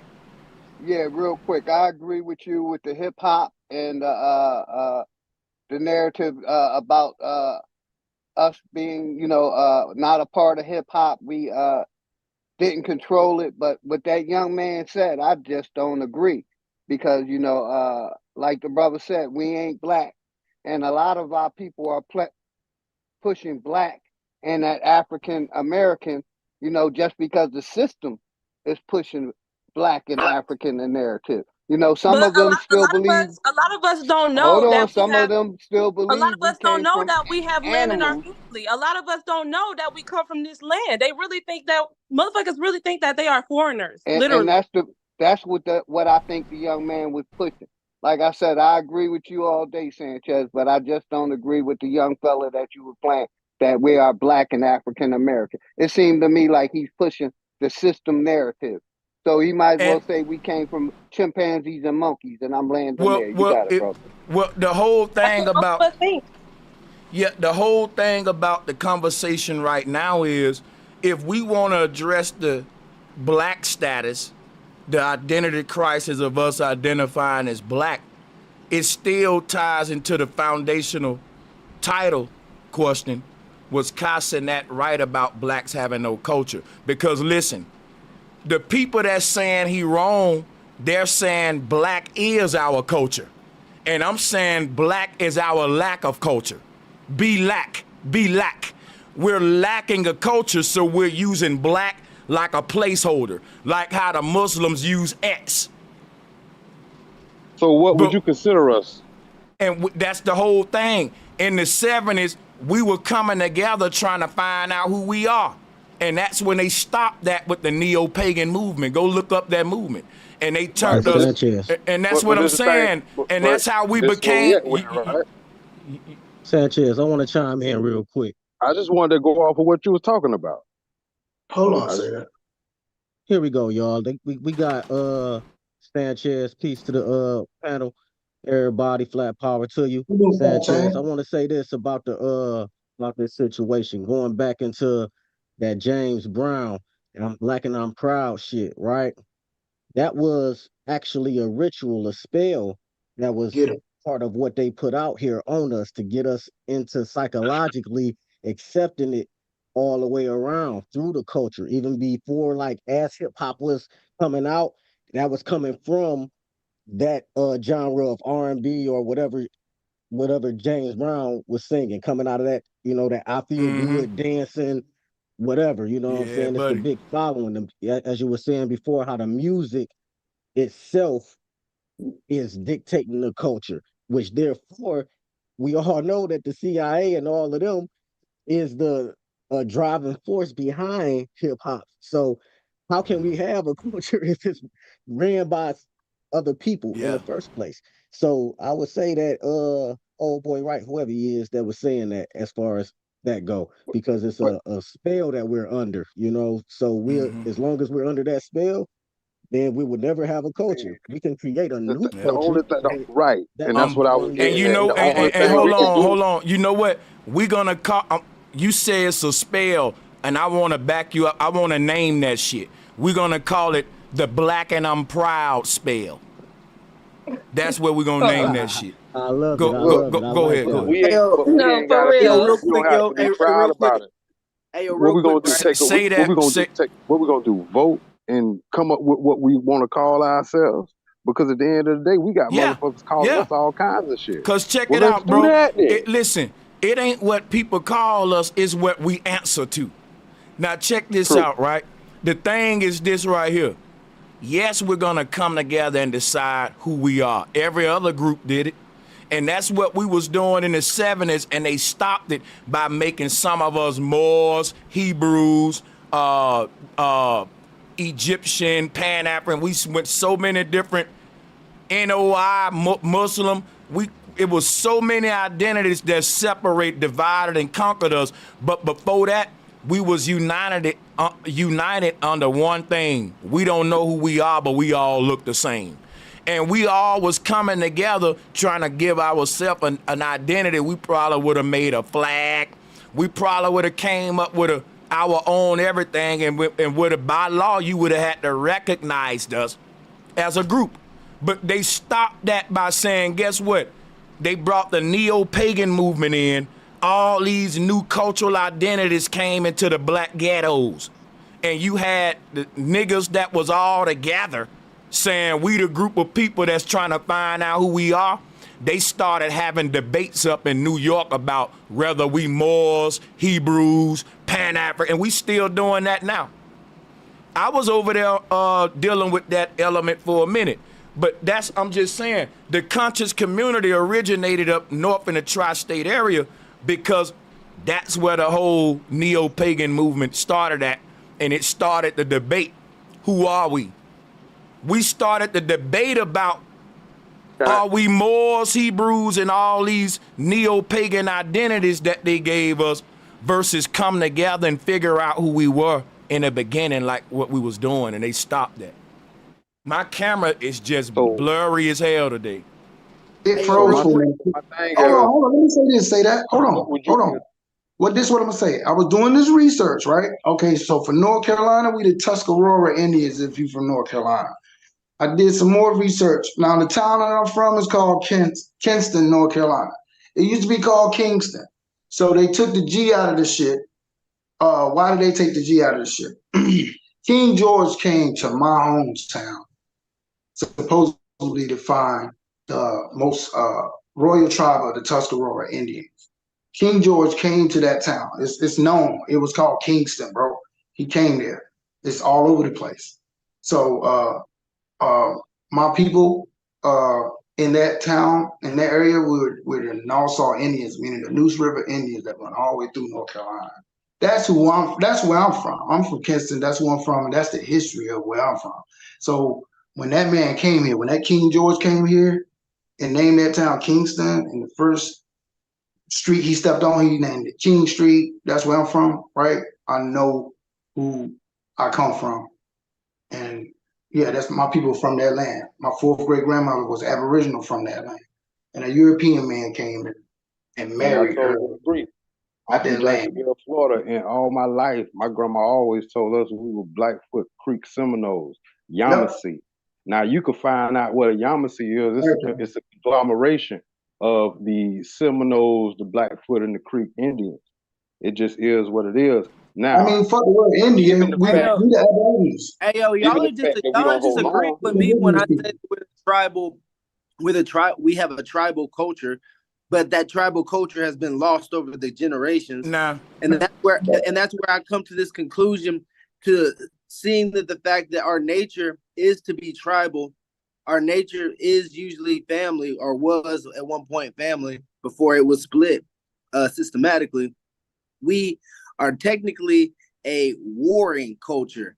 And I use that term loosely and very entendrically, right? Because when I say war and I say something like we're a worship culture, I don't mean worship as in the sense of worship, like worshiping a god, even though that puts our elders in that category because they fell into their systematic beliefs through their worship, right? You said so I don't know where you going here, but let me just say this real quick, right? I think one of the confusions with identifying who we are in the past is a lot of people ain't gonna like what I'm gonna say. I'm probably gonna get pushback. Our ancestors didn't always identify themselves by the land that they was on. And that's what we try to do today. And my thing is, at some point on the earth, people identified by their spiritual practice. The word Indian come from the word Indi, which comes from the word Hindu, the Indus Valley, Hindus Valley people. And guess what? They had a spiritual system associated with them. And all the statues on this land that's the oldest, people send Indus Valley style, Indian style, when they meditate. So my whole thing, what I'm bringing up right now is that the Indian is literally the word Hindu. When you say I'm an Indian, you talking about you identifying by a spiritual system called Hindu spirituality. And it ain't necessarily indigo. Yeah, we ain't even gotta go that deep. Hey, I'm gonna say one more thing. Everybody know this, right? You ever went into one of those tobacco shops, them old tobacco shops? They had statues back there of this dark Indian man. It was a dark-skinned Indian man, right? Those were the most expensive fucking statues out of all them Indian statues they ever made in that tobacco store. If you could find one of them real dark ones, that was the most expensive one. Wasn't no red man, it wasn't nobody with straight hair. It was us, bro. I'm gonna land right there. Go ahead, though. You can look that up. Now listen. I'm gonna tell you something right now. If you look at my skin tone, if you saying that the statue is the shade of my shirt, I'm gonna be honest with you. When people go, you're a shade of copper like me. You're a shade of copper. I know it. But so that's what the statue is. Yeah, I got you. What I was saying was, the concept behind your logic is the darker, the better. And yeah, hold on. What I'm saying is this right here. When you said it was just us, don't listen, real truth. Stand on this shit right now, right? When you say it was just us, you're saying there was a time on the earth where there was just dark people, according to you. No, I didn't say that. Oh, I wanted to smoke for that. Damn, man, that would have been fun. Fuck. You ain't gonna smoke me today. It's just the thing about the dark statue is expensive. I never saw it, but yeah, for sure. But check this out, right? Check this shit out, right? All of the statues, you gotta keep some in mind. When people sing Indian style, they sitting in a Hindu meditative position. That's important because that's showing you that person's spiritual system. You know what I'm saying? And that person who made a statue of themselves in Indian style would be like a Crip, making a statue of himself frozen in the Crip walk pose, or he letting you know this what I am, like it's body language. I'm a Hindu. I'm sitting in Indian style. It's a way we sit as Hindus, or opposed to show what we are, and this what better way than our meditation pose. Now check this out, right? The reason I'm bringing that up is when you start tracing the roots back to the spiritual system that was in early Mesoamerica on this land, it come from the Indus Valley. So why are they trying to tell us to look toward the Nile Valley civilizations in Egypt? You know why? Because those are the places with the opposing spiritual system. The Babylonian Egyptians, they had the anti-nature, if you will, systems. They not gonna point us back to who we really are. They gonna point us back to the ideology of our oppressor. Their ancestors come from Egypt, Babylon, and all that. Our people come from all of these lands that they don't want you to they don't even tell you nothing about them. And them the places like Cambodia, Southeast Angkor Wat had a more advanced civilization in Egypt. And then when you go over there to Angkor Wat and see that it's nothing but black statues, like what he said, that the oldest statues over there are black Buddhas. They call them Sambo. How many of y'all know about that, man? Yeah. Yeah. And these statues were standing upright. These statues were standing upright. They weren't in a sit down position. But them Look shits just is, like us. No, I was bringing up the ones in the sit down position for a reason, because that's a statement they making. When you look at them Olmecs and all them, and it's talking about when they said that the original people of this land was Indian, they were Hindus. Indian is a synonym for Hindu. That was the point of me talking. And I'm saying I can prove that because sitting Indian style is really just sitting Hindu style. Part of Hindu spiritual practice. Y'all get what I'm saying, y'all? See what I'm saying here? Yep. Yeah, I get what you mean. That Indian shit just came from your boy being lost though, so that ain't even accurate. Your microphone messed up. We can't hear nothing you saying, but hold on a second. Let me give a shout out to Elohim, who said creation is the black culture. Dave, you gotta go fix your mic, my brother, but appreciate you for joining, man.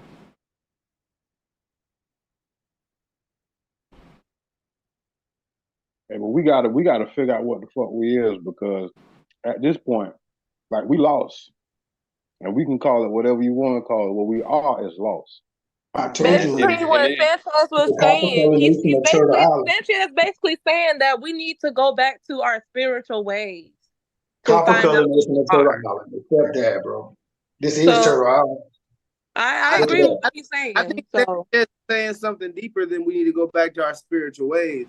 I think he's saying take up the concepts of, just for reference, right? Free energy, and make that the spiritual essence of what we are trying to endeavor as far as finding. Both of y'all saying the right thing. I'm saying our spiritual, with our spiritual systems didn't separate spirituality from technology. They use technology to interact with the spiritual world. It was one thing. That's why we was able to time travel and see beyond the veil and be prophets and see the future and do all that. Those are spiritual abilities, but we was able to do them with technology. It wasn't no spooky abracadabra. And then, it's the fact that the human body is technology. I don't separate technology from spirituality anymore. And that's what the ancestors was on. That's why I coined the term spiritual technology. But yeah, both of y'all is right. But the reason I brought up the Indian thing is to show who we were, because we was talking about identity, right? The first people on this land that was dark-skinned, they identified themselves by their spiritual practice. And it obviously was important to them. They didn't identify by what block you from, nigga, what state you from. They identified by your mental paradigm. Where were you spiritually? That's deep when you think about it. But yeah, go ahead. Yep, I agree with that. So when they would ask you what state you from, they would be asking you what mental degree are you basically. What mind state are you from, if anything, yeah. Right. Can y'all hear me now? Yeah, we can hear you. Hey, so I think the conversations can get real deep, and they don't even got to get that deep. Like how we going and all. No, they don't got to. But I promise people that over here we gonna get deep because the internet's so shallow, and I want to offer some deep. Some swimming pools got to go to 24 feet. I like 3 feet and 6 feet, but sometimes I want to go down deeper into the 12, 16. Somebody got to provide that deep service, man.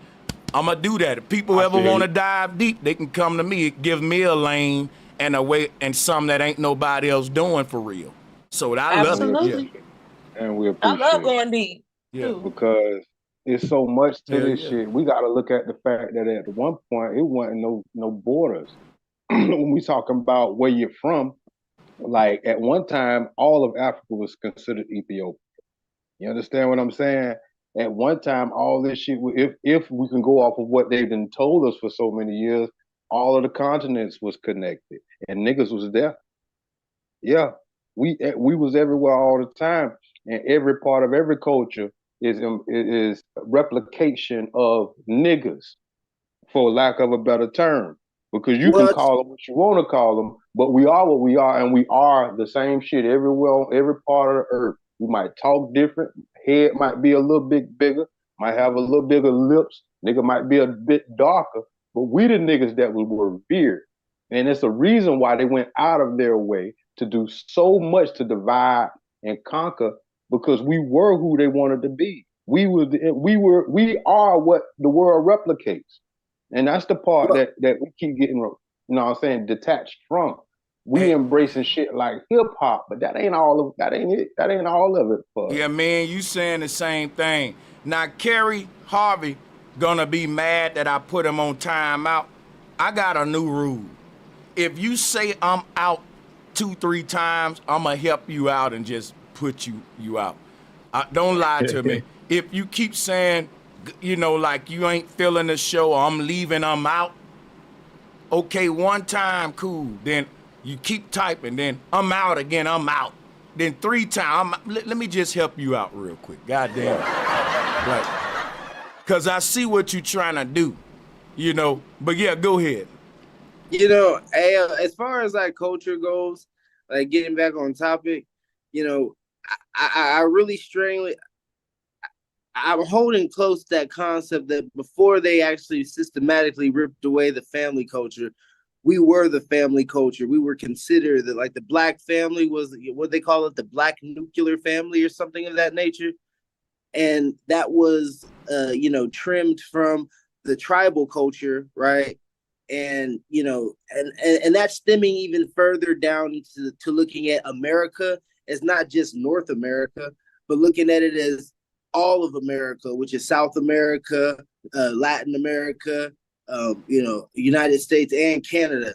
There were tribes all through here. So it was obviously something that we can actually take from, right? Everybody on the planet who altered themselves into a family culture, taking from the tribal culture, which organically became the family culture. And that's just me stretching an arm out to the black community.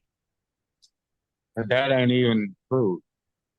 Why would everybody have families? Everybody have families. We not the originators of family. But we the originators of civilization.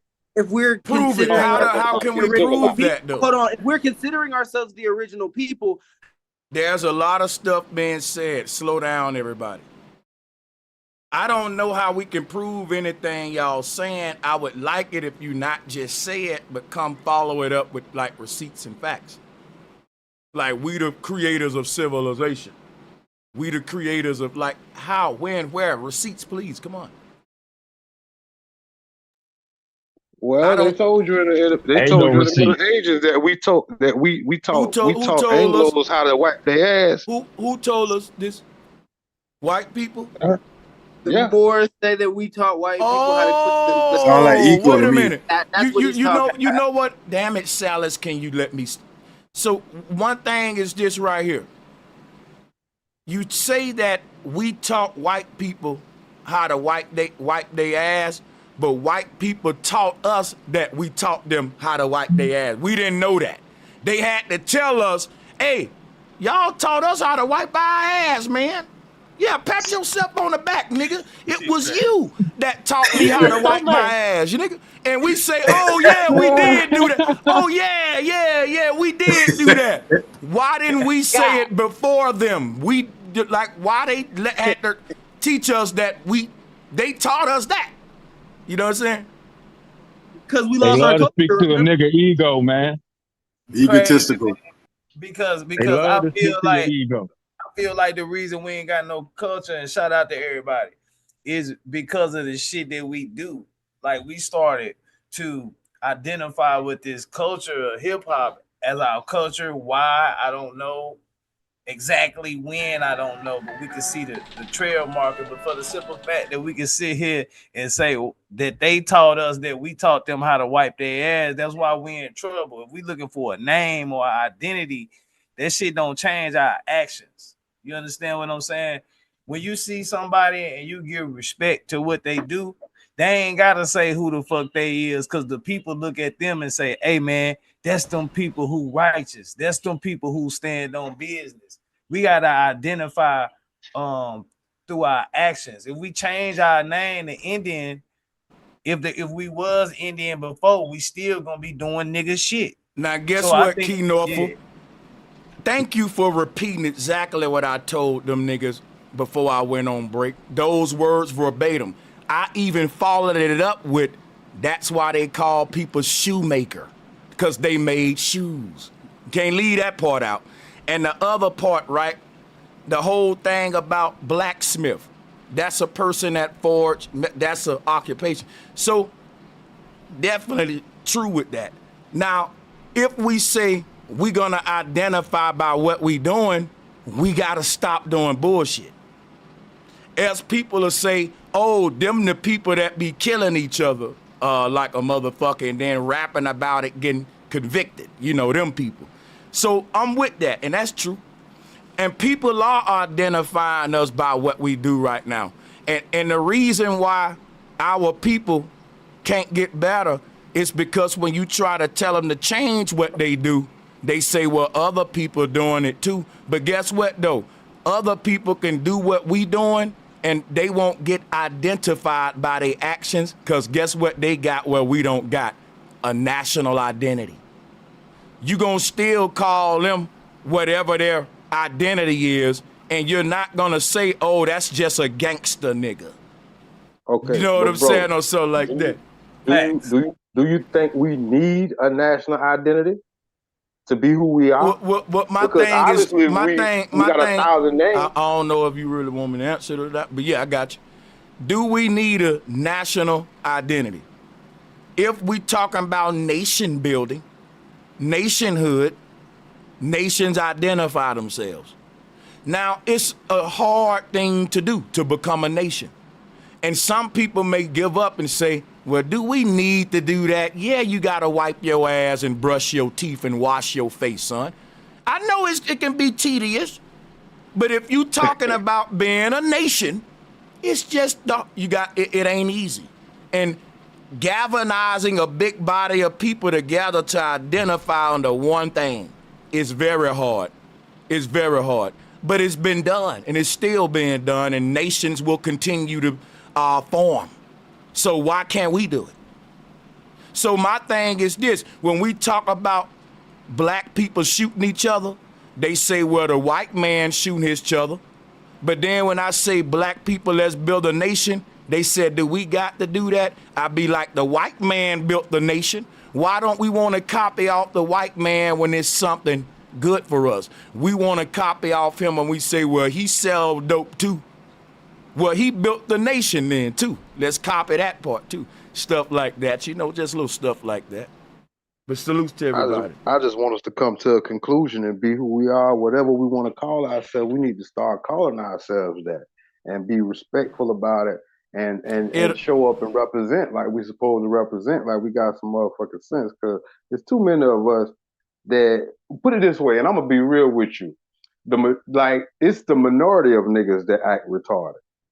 It's a lot of niggas that act like they got some sense, but you know they gonna focus on Where you the from, one. man? Where you from? I'm from Jacksonville, nigga.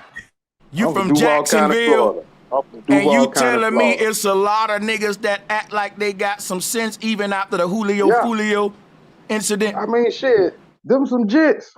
Don't nobody fuck with them little niggas but them little niggas. Y'all might think the whole motherfucking city act like that. Hey, bro, here's the thing what I'm saying. Ain't none of us thinking the whole city like that.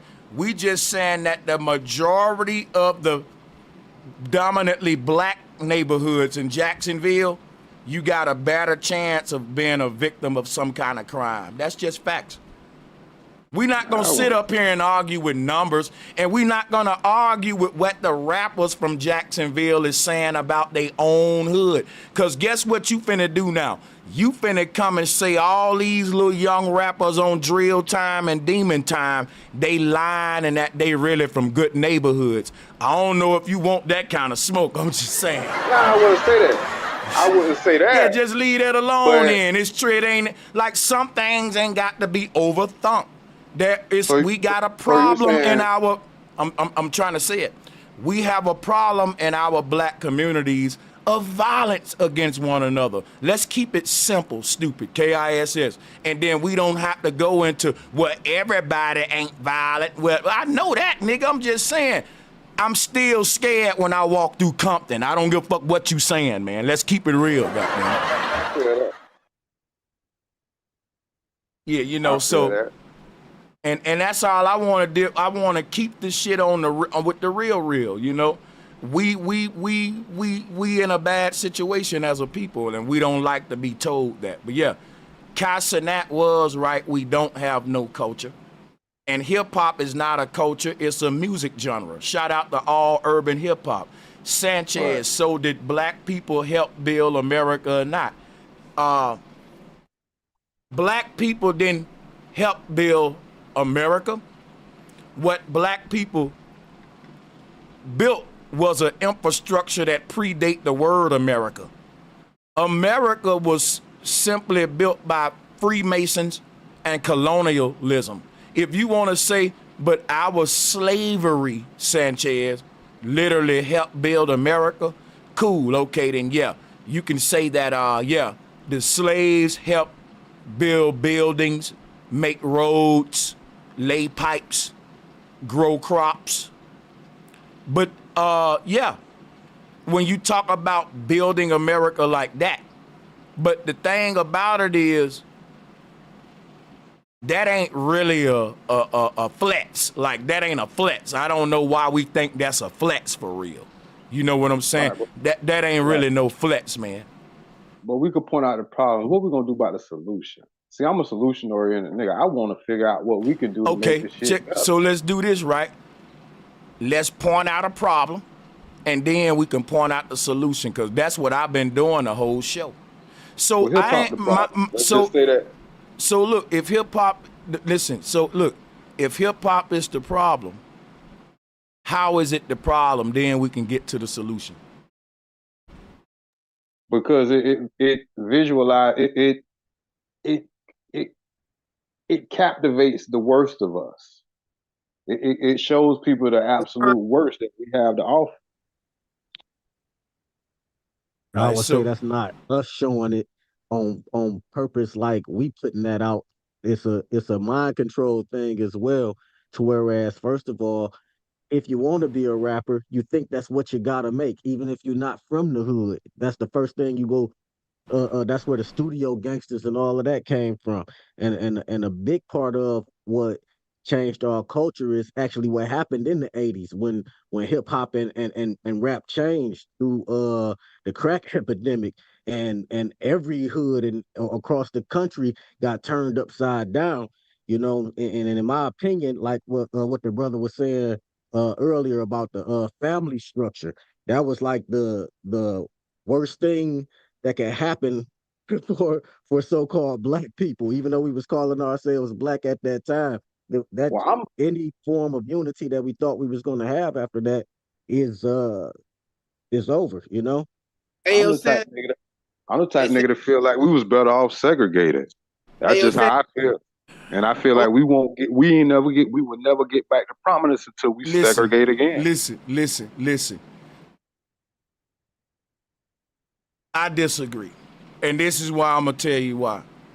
Every great nation on this earth owe their greatness to integration. The Romans, the Egyptians, the Babylonians, the biggest armies of the world were big because they had some of everybody. They had Asians, white men, black men. They were like a mutt. That's why American military is so much a threat.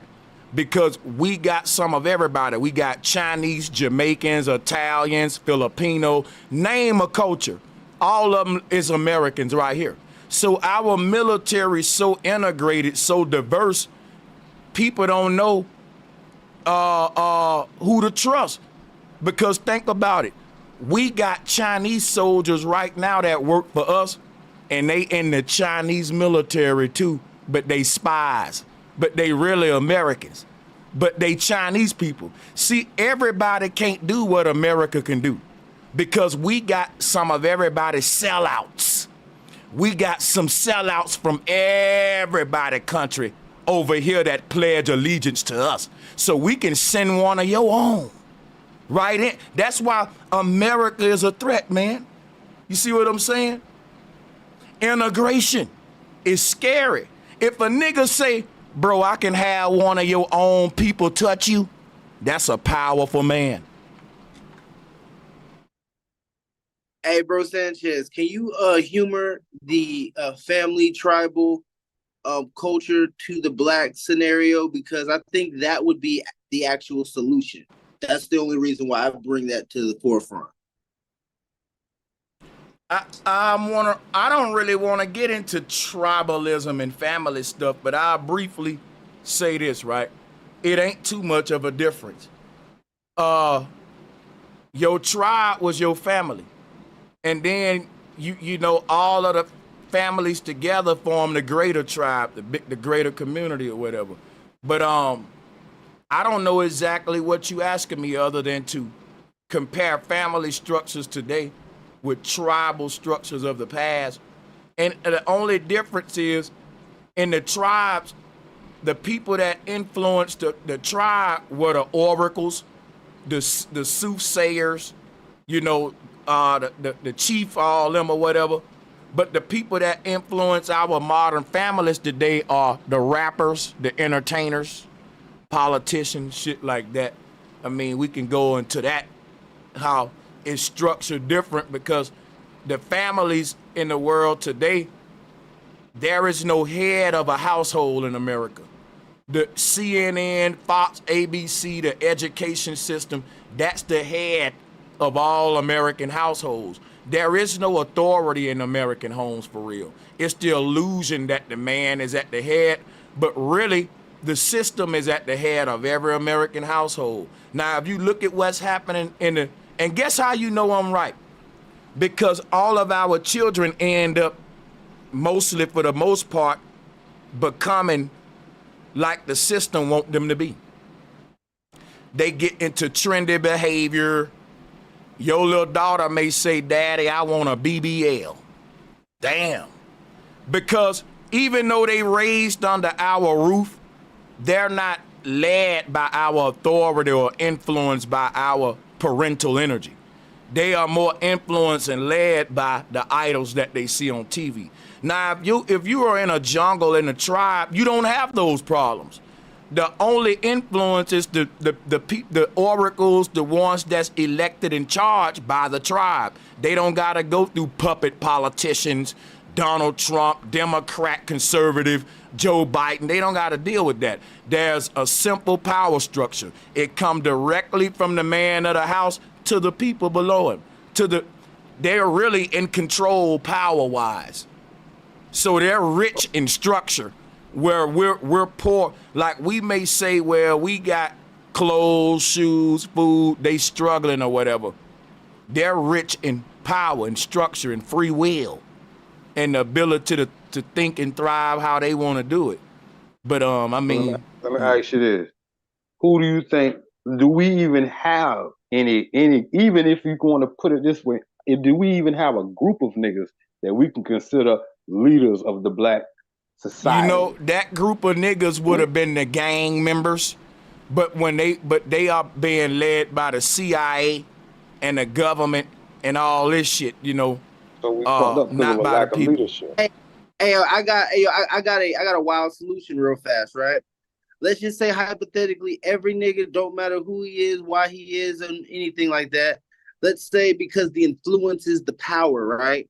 Let's say every nigga tomorrow got on TikTok, whatever streaming service, whatever they use, Instagram, and they started blogging themselves, right, as stand-up fathers, right? The influence of that would be that the next generation would see nothing but stand-up fathers. It would be a psyop, most definitely, but it would be a successful one in the sense that it's exactly what they did to us with hip-hop. Shout out to Thug Rob. Salutes my brother Thug Rob. We need to snatch the leadership back. So listen, the snatching leadership back starts. Snatching leadership back starts in each and every black person's individual household. And how you do it is you raise your children. When we talk about segregation and we say, well, black people do better when we separate it from this group or that group, the kind of separatism that we need to practice as a people is separating from bullshit and fuckery. We think that separatism means blacks need to separate from whites and we'll do better. No, you need to separate from a lot of niggas that don't mean you no good too. And you might need to unite with some of them white boys that's doing something positive and constructive and want you to be part of the fold because they see talent in your black mind. Don't limit your fucking self on skin tone. Your judge should be the content of a person's character. So how do we take power back, right? Just like that. We unplug our children from the system by listen. My children can't listen to certain music. My children can't wear certain shit. My children can't be in certain areas. That's how you think it got to start young. You can't start later because now, it's harder. But my thing is like, it really started in the house. Like when we say we want control, but we letting our children get attached to all these outer idols and shit and trap niggas and bullshit music, them people gonna influence and dictate who your children become more than you. It's just stronger energy. It's more influential because it's peer pressure. All of their little young friends tapping into that vibration. And when they get fully immersed in it, it leads to hell or jail. That's a big fact right there. All urban hip hop, much love. He said, Sanchez, you are being disingenuous. You know the black matriarch is leading the family and it's destroying it at the same time. I don't know that. I'm gonna tell you right now, right? I'm gonna tell you right now, right? When you that's say a real lack of a leadership as a man, if you're gonna feel like the women is in control and they running us in the ground. Take control. You ain't no man. I call it a Adam in the Bible mentality, where God left Adam in charge, but when shit hit the fan, Adam pointed right at Eve and said it's her fault. Blame it on the girls. It's her can't fault. blame it on these women. I can't blame it on these women because these women do what they know that we want. They see us wanting and liking big booty bitches, so they figure that's what we want, and that's why they go out and get the shit. Like as a man, you gotta.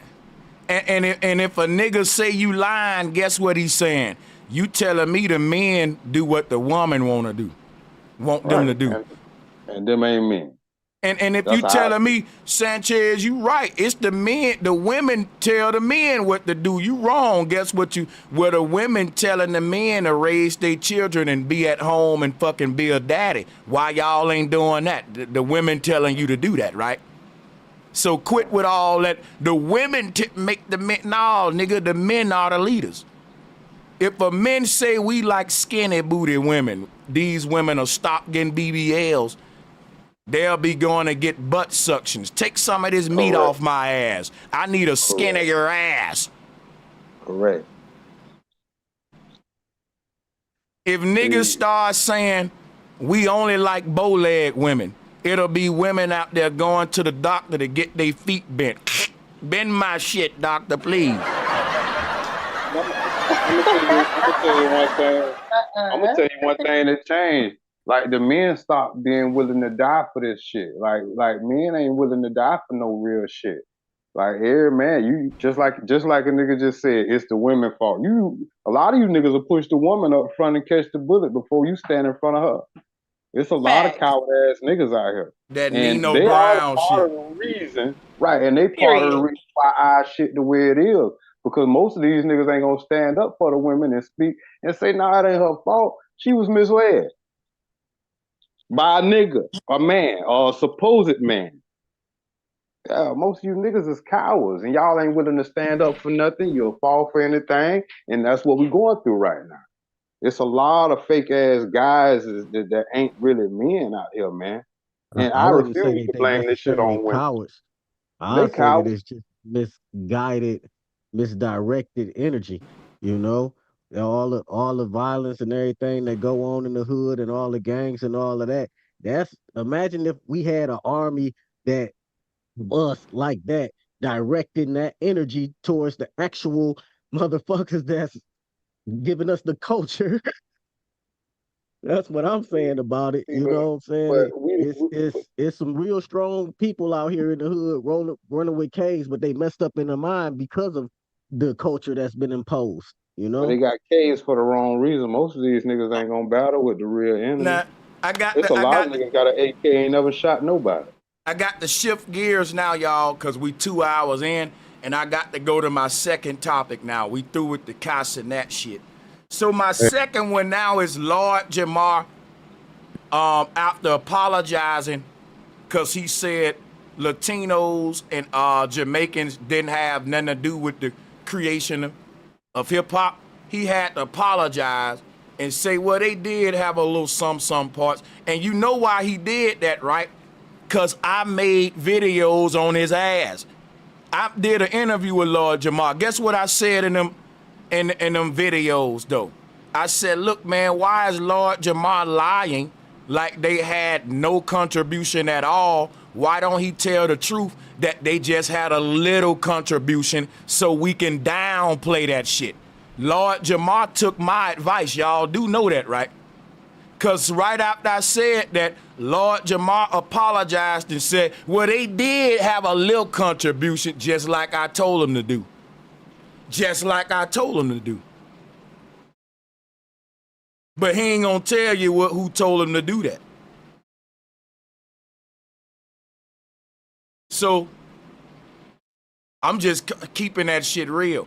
And now, after him doing that, he coming back now saying, well, I want to offer y'all a debate about, well, you changing the goalposts. The original debate was they didn't have nothing to do with it. Now you apologize and you want to go to a different argument now. Who had the most? And again, you just taking my advice again. Because I told him, I said, Lord Jamar, you gonna lose that debate every time if you lie like they had nothing to do with it. You might as well give them that and say, well, look, y'all had a little bitty contribution, and then you can win and debate on who the main contributors. Everything I said, he went and did it, y'all. Y'all ain't peep game on that shit. Everything I said, he went and did it. He thought about, because y'all, I'm a debate pro. You gonna take my debate advice, and I'm proud of him for listening. Now he look better now. I can't say nothing bad about him now. Only thing I can say about what he doing now is a distraction at this point. It's a nothing burger. Same thing with Tariq Nasheed. Why aren't we talking about who control hip hop? Why we give a fuck about who created it? No other race care about who started whatever. They care about who got the power to take that shit over right now, not who created it back then. And if we start thinking like that, everything we create, maybe we can own it. But we're not motivated by owning shit. We just motivated by saying, I started it. And you be like, hey, nigga, do you own your masters? Nope. But my people started hip hop. I'll be like, but wait a minute, do y'all got y'all own labels? Nope. But we started it. I'd be like, wait a minute, y'all don't have y'all own distributor company? We ain't got none of that, but we did the first break dance. And I'd be like, wait a minute, we don't have our own black law firm for black artists so they don't get fucked out of a contract when they come in the game? Nope, Sanchez, none of that. But guess what? We started it all. Ain't you just happy with that, Sanchez? No, motherfucker, hell no. What the fuck? What the fuck? And this is what's going on with the Lord Jamar. And it's just because Tariq Nasheed making so much money off making black people feel good about starting hip-hop, even though one of the main reasons on why we ain't doing good is because we don't get none of them billions that come from hip-hop. None of that money come back to our community. Only thing come to our community is more prisons being built as a result of the school to prison pipeline that's introduced to the youngsters through hip-hop. So hip-hop exploits our children to the point where it leads them into the hellfires and somebody laughing to the bank while our young brothers, see the funeral industry is big too. Every time a little nigga gets shot, somebody got to buy a casket.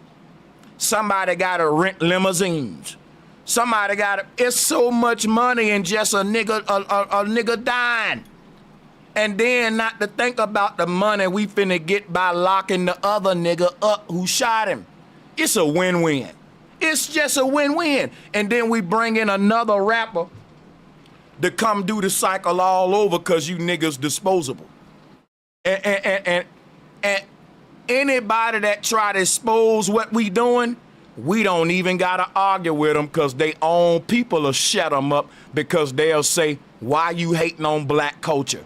You was young, y'all had gangster rap, Sanchez. Let these little niggas do they thing. Let them get they millions and shit. Am I lying, y'all? So how can any group ever break the cycle if every time somebody say something, you hating, Sanchez, y'all did it in your generation? Yes, that's why I'm telling them not to do it in theirs. You don't say I did it so you can do it. You say I did it, son. That's why I'm telling you not to do it. That's how I know it's some bullshit. We're backwards though. We're backwards. Facts. I think we got more of a be like me mentality rather than a be better than me mentality. And we already losing. So I think that extra push, what you just said, is definitely needed, bro. Much love, Key Norfolk. Much love to the panel. I'm gonna drop the link again, and anybody else want to join, man, for sure.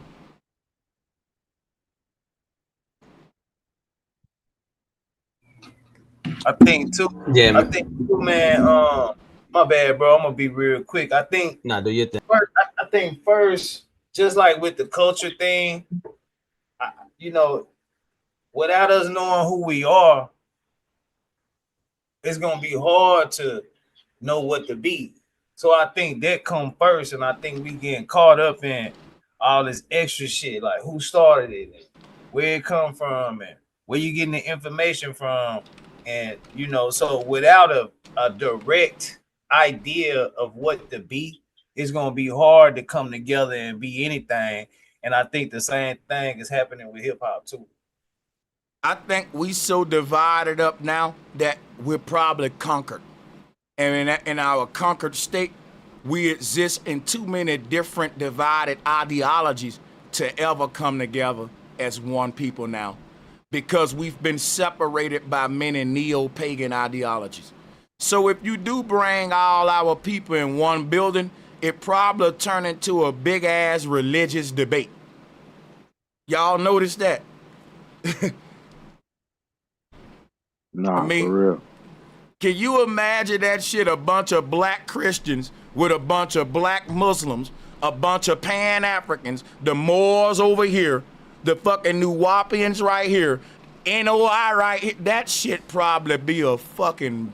Matter of fact, that probably shouldn't happen, nigga, now that I think about it. Man, they tried it with the new Black Panthers. That shit is ignorant. Yeah, we probably just fucked up. It's just condemned. Fuck it. You know, at this point. Like, I know you ain't lying, man. Facts. Everything is a religious debate. You know. Come from a lack of leadership, man. Oh yeah, go ahead. Everybody ain't looking for a leader, man. On some real shit, you need leaders. You need somebody that's willing to tell a nigga to shut the fuck up. You wrong. Nah, they see, that's the shouldn't need a problem. leader, brother. Ain't nobody Yeah. gonna tell me shut the fuck up. watch this, right? I agree. Everybody don't need a leader. This gonna give something to think about. Well, you need to be the leader. Listen. Tell me the damn, y'all can't hear me. Listen. Tell me the nigga name, right? Who's the leader of the Jews right now? Come on, give it to me. See what I just did? See what I just did? Now, why did I just do that?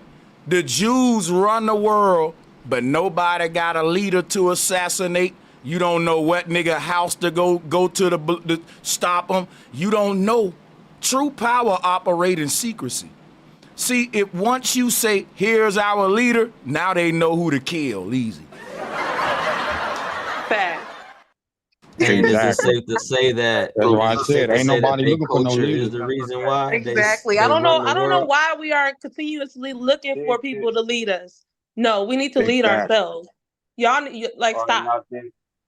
But that's just why we're going in so many different directions. Hold on, man. Hold on, bro. Let me say this. The point he's trying to drive in, like say you got Summa, right? As far as the health industry, right? You don't know who Summa is. It's not a person.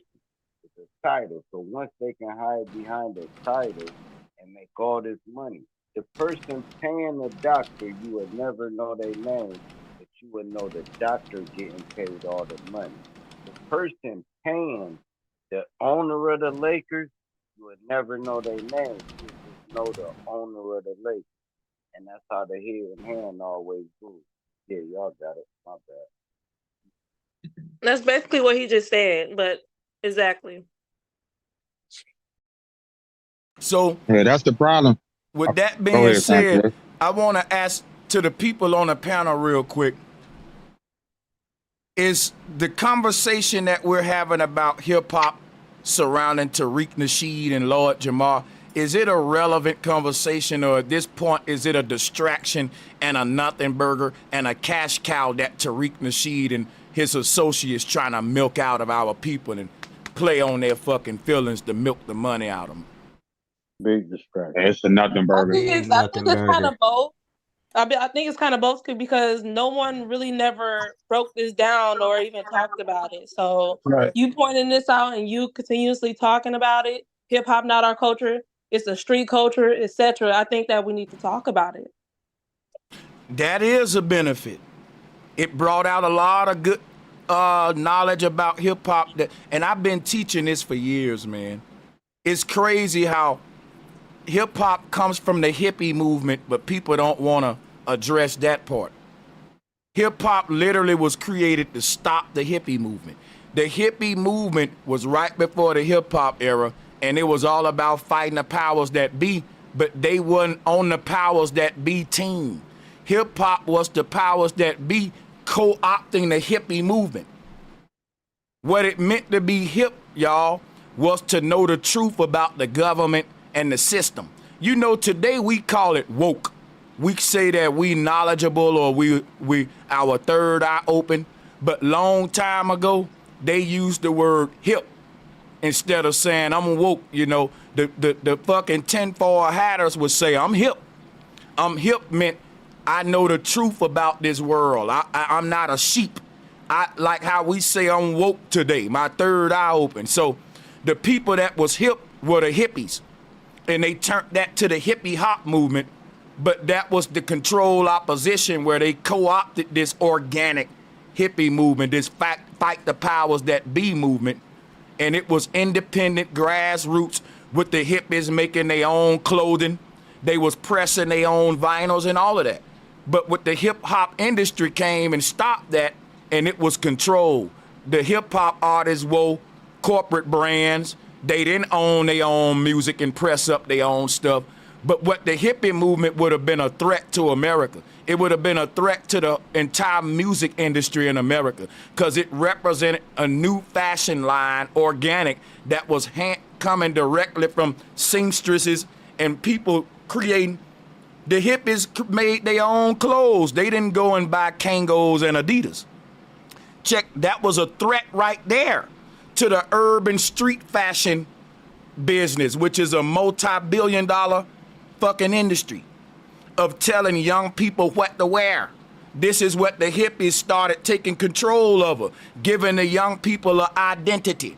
And the identity they was giving them was, fuck the system, make love, not war. Hit this blunt, nigga, let's open up your chakras. They couldn't have no shit like that. They had to stop that with the fake hip-hop movement, Public Enemy, all them niggas that came with the Jews and shit in New York. They sold out the real revolution. I'm just telling you what it was. Stop the whole organic thing. And that hippie movement was people of all colors going against the system, saying, fuck the war, you dying for corporations. The hip hoppers went over there and signed deals with the fucking corporations. So my thing was, they started a whole music genre around black people, but the hippie movement was around oppressed people of all colors. They divided us on some racist shit, and they made it like black people the only ones a victim of this American system. And then now we started arguing with other groups about who really being the most oppressed in America. Whereas before that, we was working with other groups because all of us was oppressed. And when nobody arguing about who the fucking is the most oppressed. That's like me saying, this nigga beat all of our ass, right? And I'm saying, but nigga, he blacked both of my eyes and broke both of my rib cages. He beat me up the best. Now, instead of all of us coming together to beat this nigga ass and retaliate because he beat all three of our ass, we sitting up here fighting because we saying, he didn't beat you up the most, nigga. No, he beat me up the most. Now, we're fighting each other about who this nigga beat up the most versus us all just going to beat that nigga up. He beat you up too, and he beat you up too. Let's go jump that nigga. Nah, we standing up there saying, he didn't beat you up more than me. Look at this lip, sir. Right? Look at these ribs. That's what we doing. It's fucking hilarious. You telling me he beat your ass? You telling me he beat your ass more than mine? You telling me he beat your ass more than mine? Come on, that's what we on right now. You ain't get your ass beat more than mine, nigga. I don't care what you saying. Fuck that. Nah, He beat my ass the best. Go ahead. Man, I think a lot of people just don't want to give up hip hop, man. It seemed like I guess hip hop put a lot of people in positions where it seems, well, to them in their eyes, it seems that they're in a better position that they were. So they don't want to give up the fact that hip hop actually hurting us more than it's actually doing better. But because that 1, 2, or 3 cases that's actually doing better, them people got a bigger voice. So it just seems like hip hop is doing good when it's really not. It just is kind of the concept of like a mouse and a cheese. Use that analogy. Like we associate the cheese as the culture of the mouse, right? We associate, but if you look into it, mice don't even like cheese. They're not even attracted to the smell. They ignore the smell of cheese.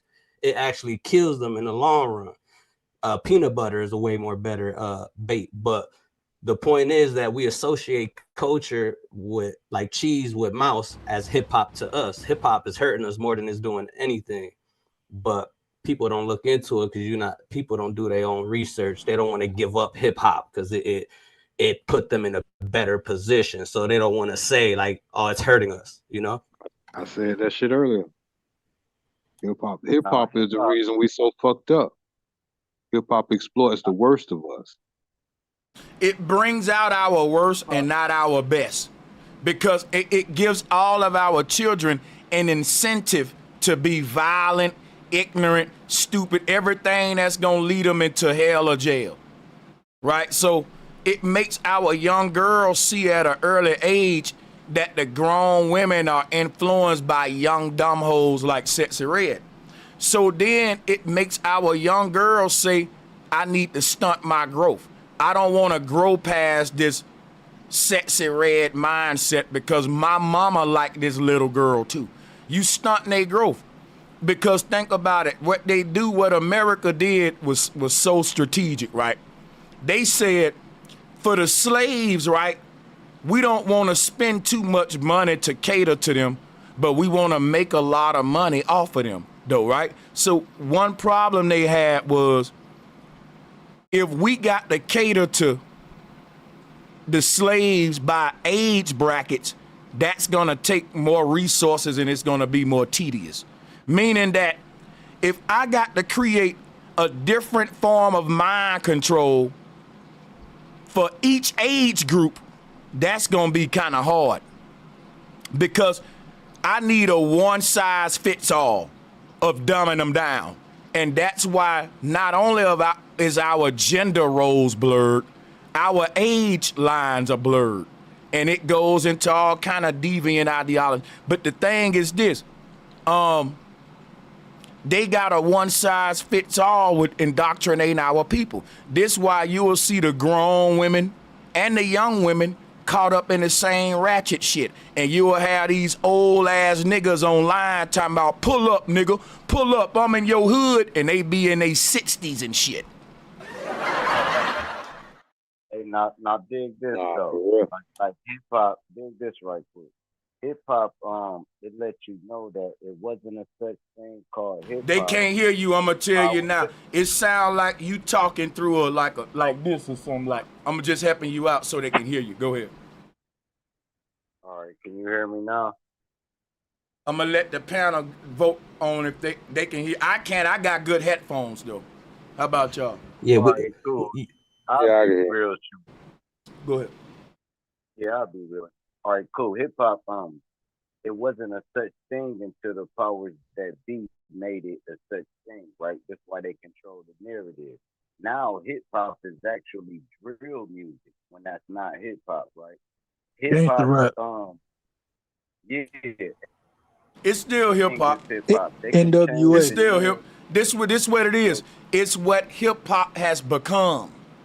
See what I'm saying? Can I ask the question? Hold on, I don't know if he was finished. I was just briefly interjecting. I'm done, bro. Yeah. All right, cool. Let me hurry up and finish because I've got a bad headphone. So cool. Once they control the narrative of what hip hop is, it takes hip hop out, but they're the reason it's called hip hop. It wasn't called hip hop until they started making money. So cool. The first form of hip hop was the "You Out of Africa." Not the first form, but my generation form. X, poor righteous teachers, red, black, the green, all that dumb shit, right? That was the first division tactic. Once they said you was an African and you're not an African, that was one division. Now they flipping it to you either a Carlton or you a gangster. That's the other division. And that's just on culture alone. If they can control the culture, then hip hop ain't ours no more. But y'all got it. And then can I say something too to piggyback off that? So who remember the video game and the show the Warriors where they would walk around with baseball bats and headbands on? It was around the hippie movement and all of that stuff Sanchez was talking about. Who remember the Warriors? I don't remember. Where they had like groups. They had like groups. Yeah, go There was ahead. gangs before. They was gangs before we had Yeah, gangster that whole rap and movement. gangs and stuff. But they was like community advocates, right?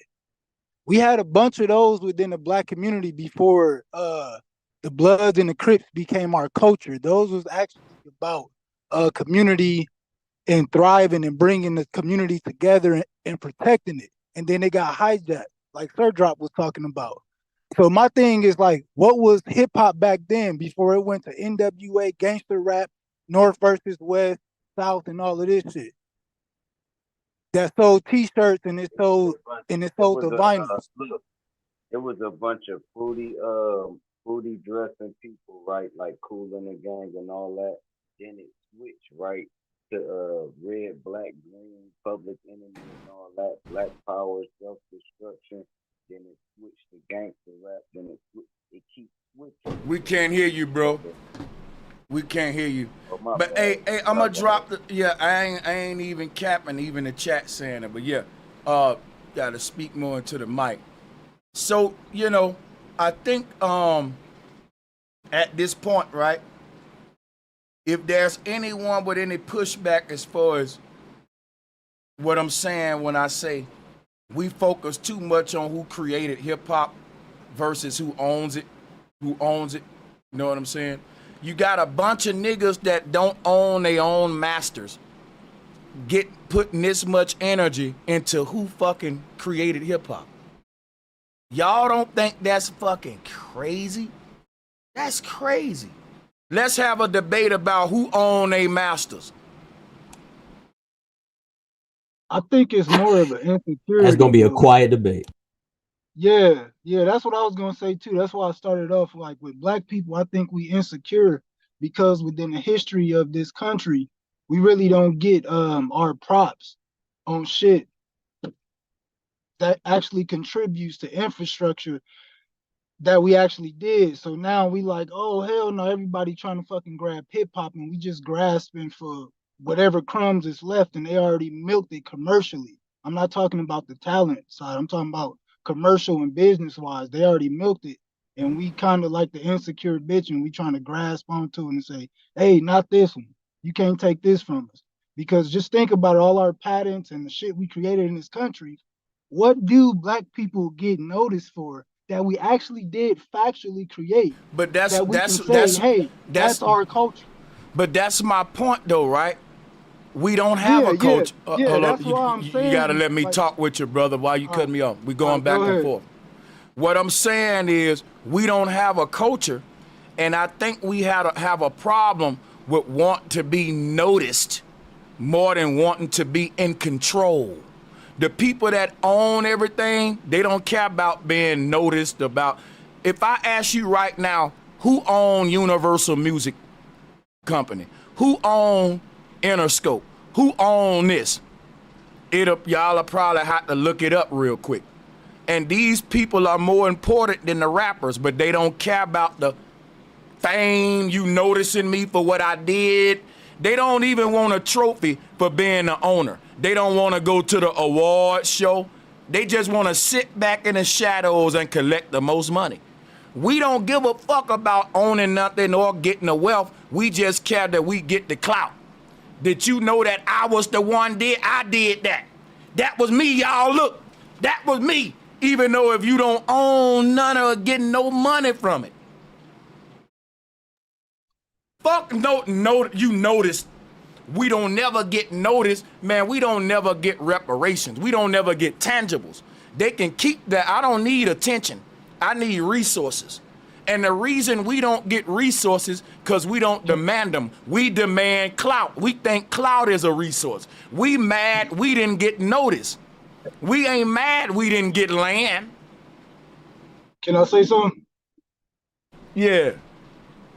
And say something back to you with that, bro. Black people, we do got a culture. You want to know what our culture is? We love motherfuckers more than we love ourselves. That ain't a culture. That ain't a culture, man. Listen, let me finish. I didn't interrupt you, brother. We love motherfuckers more than we love ourselves. We would kill somebody before we kill somebody. We would kill ourselves before we kill somebody else that don't look like us. That's what I mean by that. We would be willing to invite anybody into our land, into our house, just like we did colonizers back in the day. We would love to share our culture. What black people is figuring out now, and it's a little too late, is that we already invited people in and allowed them to mix with us and take credit for things that we were too lazy to go do paperwork on and get our actual nationality stamped on it as if we do it. Just like how you can go to a karate place, it's gonna be a Chinese dude in there or an Asian dude in there. Look, I'm not disagreeing with you, bro. You don't gotta do the face. I'm like just giving you a different perspective. because it's all of the narrative as, oh, black people don't want money or they don't want this. How many organizations and how many laws or citations that we can pull up factual on black, so-called black leaders that attempted to lead their people out of a burning building and they just led them to the slaughterhouse because you had somebody waiting right next to them with the whole agenda to do so. All of our leaders were puppets from the get-go. Exactly. So how can, I get what you're saying, and we still have ignorance, but how can we just have one-edged sword pointed at us as if we don't have COINTELPRO and all of these fucking psyops? How many dark I'm not markets and acting other like we cultures? don't have Hold up, COINTELPRO. Hold up, this is what misunderstanding. I'm not saying ahead, bro. I'm not going against COINTELPRO. I'm saying we allow COINTELPRO to thrive among our people because we embrace hip hop. The counterintelligence. But we love listen. people. That's one of our weaknesses, Hold up, hold our up. culture. Yeah, I would just call it a weakness. That ain't a culture. That's just a weakness. Period. It's just a weakness. Yeah. So, my bad for interrupting you. I'm listening. No, I was just saying, no, you can take the floor back. I'm not going to be long-winded. Thanks for the interjection. I was just saying I wouldn't call it a culture. It's just a weakness of ours. Yeah. Okay, bro. Okay, bro, let me finish this thought real quick. And then I was thinking as you were speaking, I'm like, man, how many illegal operations is going on right now as we're speaking with the other cultures? And I see stories of sex trafficking shit getting bust. It's not black people. I see drug trafficking in these businesses that's not getting bust. It's not black people. Can I ask you a quick question real quick? It's just going to be real quick. Go ahead, bro. Are you a fan of black people practicing separatism? And then you can keep going. I just wanted to know that.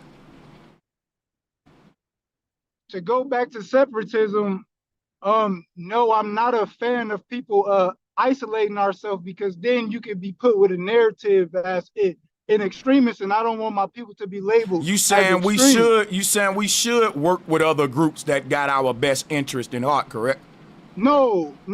What I'm saying is, it's just like you were talking about who own these record companies like Universal and all Listen, of these brother, record deals. are you a fan of integration? Hold on. I didn't want to get you off. I didn't want to. I distracted you. I'm apologizing. I was still on the topic. You did not distract me. I was still on topic, bro. Can I finish that thought? I asked. No, I didn't want this answer here. Let me rephrase my question. My question is: are you an integrationist or a separatist, or do you not know the difference between the two?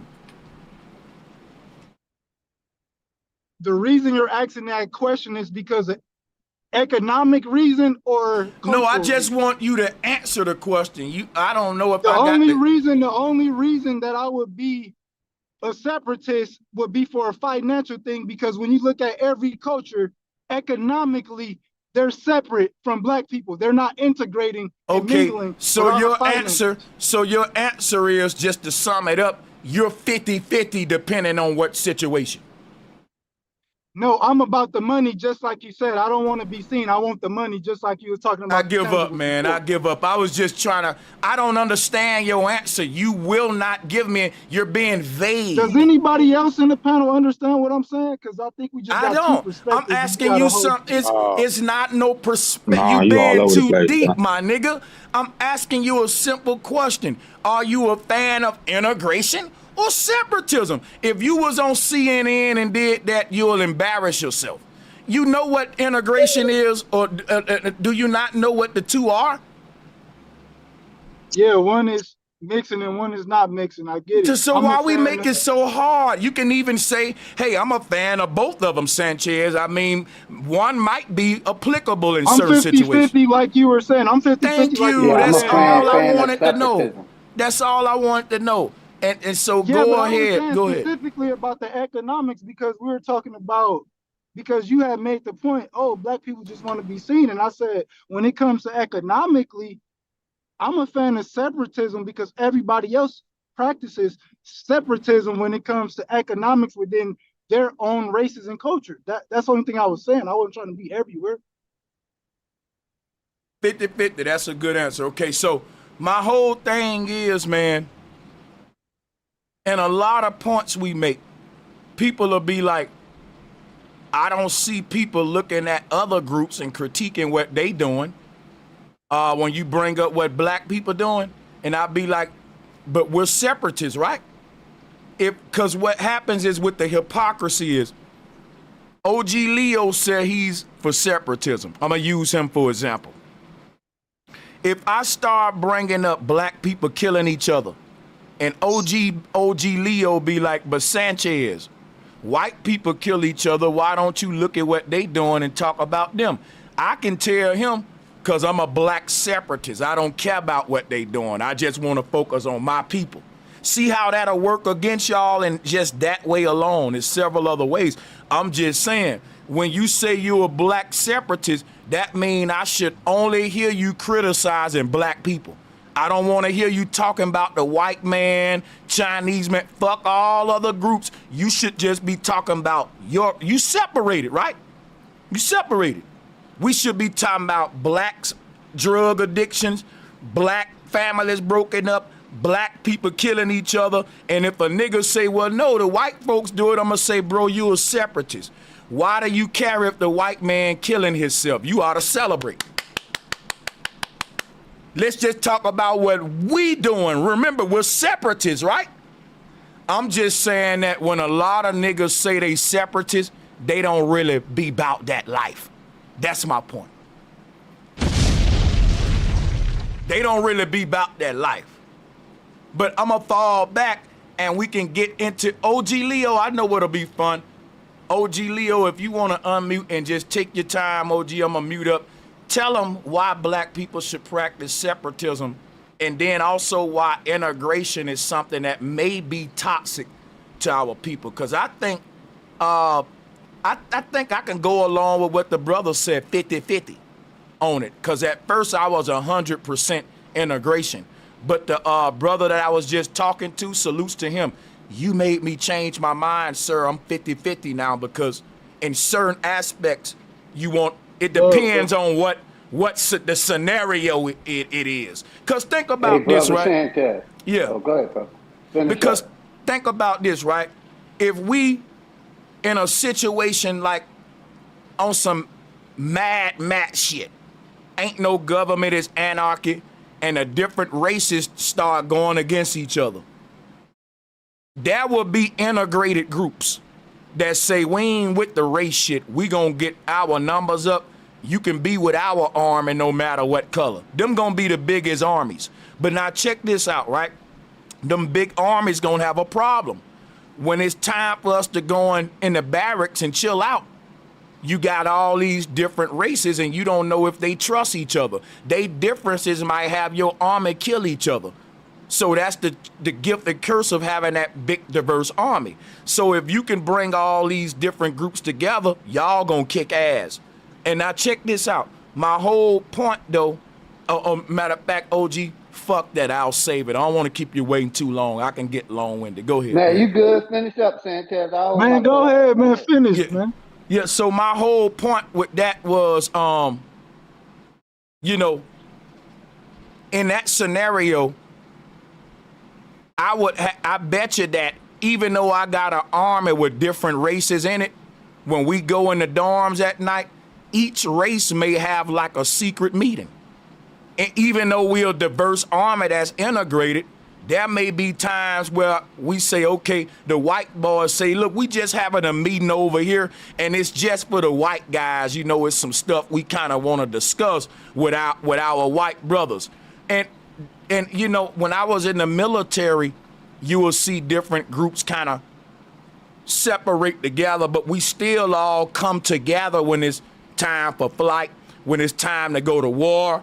But it's sometimes where we ain't all integrated, where just the black guys may click up over here in the white. I've seen that happen even in the military, but we still an integrated army. It's all these races together and we cool with each other. So it just show you how you can have integration and separatism even in one integrated movement. You know what I'm saying? That's why I said. I got you, brothers. That's why I said. I was just going to say. Oh, go ahead, brother. I'm still going. You right. Say what you saying. I'm tripping. Go ahead. Nah, I Take your thought you time. was finished, my brother Sanchez. My bad. You know, my biggest thing with well, I'm a separatist about separatism is basically because I look at, like Silas talked about, the family unit. You know, we're the most dysfunctional family unit. We're the more separated family unit than other cultures. You know, I agree. We don't have a culture because we've been reclassified 8 to 9 times. So every time we try to develop a culture, they snatch the rug from under our feet. You know, and my last point is, you know, it seemed like we've been singing that "We Are the World" for a long time, and it haven't got us nowhere. It seems like it got every other culture something, but it haven't got us nothing. So that's the reason why I feel like we need to be separatists. Okay, you know what so I mean? To build up our family structures. Go ahead, brother. okay, You got so it. let me holler at you, OG. So when you said when we sing "We Are the World," it haven't got us nowhere, but it got other people somewhere. You right. I gave the example of the American military. Being integrated singing "We Are the World" has made the American military a superpower overnight. Right? If black people can learn how to practice that, we can become a superpower. See, we think that by separating, we can get powerful than America, when America even needed your black ass to help it get power. America not even telling that lie, even though America got all the power. See, think about this. We the people with no power. And guess what we've been practicing the past couple of years? Separatism, division. Fuck the white man. The white man is the devil, the Nation of Islam. So that's what we've been on. Tariq Nasheed versus this group versus that group. FBA, we ain't Jamaicans, we ain't them, we separating. We our own people. That's what we've been on ever since the 70s. It ain't doing that but getting us worse. What I'm telling you is this right here. The black people that integrate are the ones that's getting out the hood. They going and integrating with the NBA, NFL, Columbia Records, Epic Records. Show me one nigga that's just working straight up with the black people in their community that's more successful than the blacks that integrated. Can't do it. Can't do it. And let me show you something right now. America won't even be as powerful as it is without integration. And that's why America telling you to separate. Because if I know what made me powerful was integration, I would tell everybody else, don't practice integration. I would tell them, look, man, worry about your group. You got to worry about your people first. If the people that built America followed their own advice, America wouldn't be here. They didn't worry about their group first. They worried about them niggas and went over there fucking with them people that wasn't messing with them. They wasn't practicing separatism. They was practicing colonialism, which I'm finna go over here and get and steal these people over here so they can help me build my country. That mean that's a radical form of integration. That mean I'm gonna integrate with these people even if they don't wanna integrate with me. I'm gonna make them an American. I'm gonna make them part of my country as a slave to do what I tell them to do. That's a radical form of integration. Because of that form of integration, guess what the slaves say? We built this country. You were integrated into a system that exploited your labor, your free labor. But you think you built the country. My thing is this right here. One thing we got to realize is you can't show me a nation in the world right now that's a superpower that ain't integrated. If they're a member of the United Nations, then that is a worldwide organization of integrated nations, of united militaries. Asians working with Africans, Africans working with Europeans. They're all integrated, all the flags like a big rainbow, different colors and creeds. The people that run the world can't do it without each other's help, which is why they tell the people at the bottom don't work together. Why would I tell y'all to do what I'm doing? Because y'all will get the same results. I don't want you to.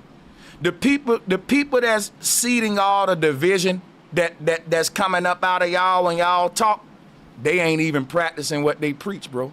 They working with even the slave master that's teaching the slave to practice separatism couldn't have built his country without the black man. Ain't that a bitch? That the people that's telling us to practice separatism and don't get no help from nobody, they got help from everybody and they mama. They won't be who they are without help. But when you think about the Chinese army, you ever seen a nigga in their army? Guess what, though? The Chinese are integrated with America and the EU, though. So they are part of the UN. It don't mean that you're going to find black people in a military. That ain't how militaries recruit. You got to be a Chinese, I'm talking to somebody.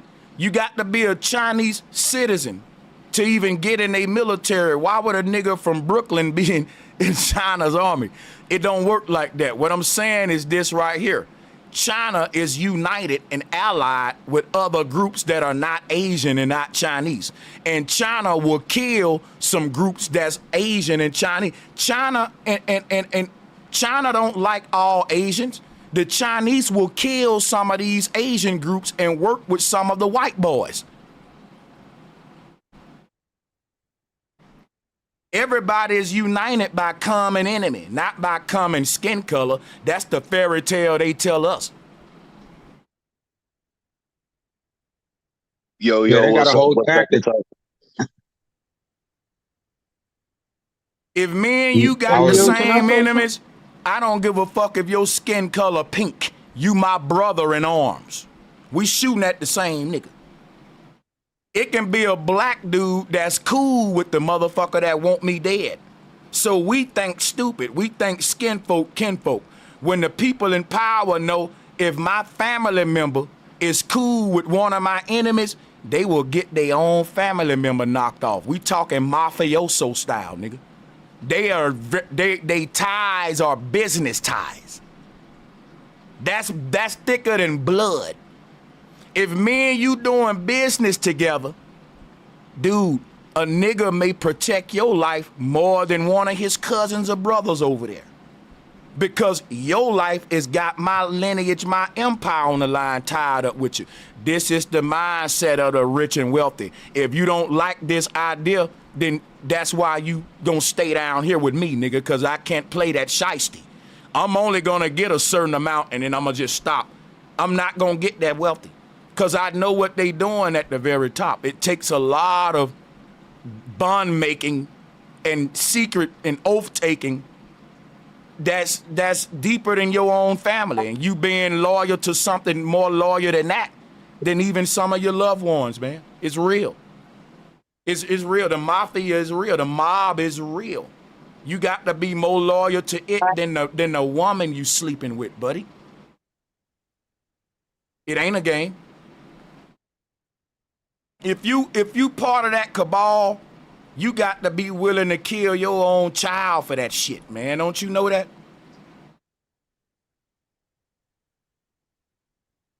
They got a name for that shit, Sanchez.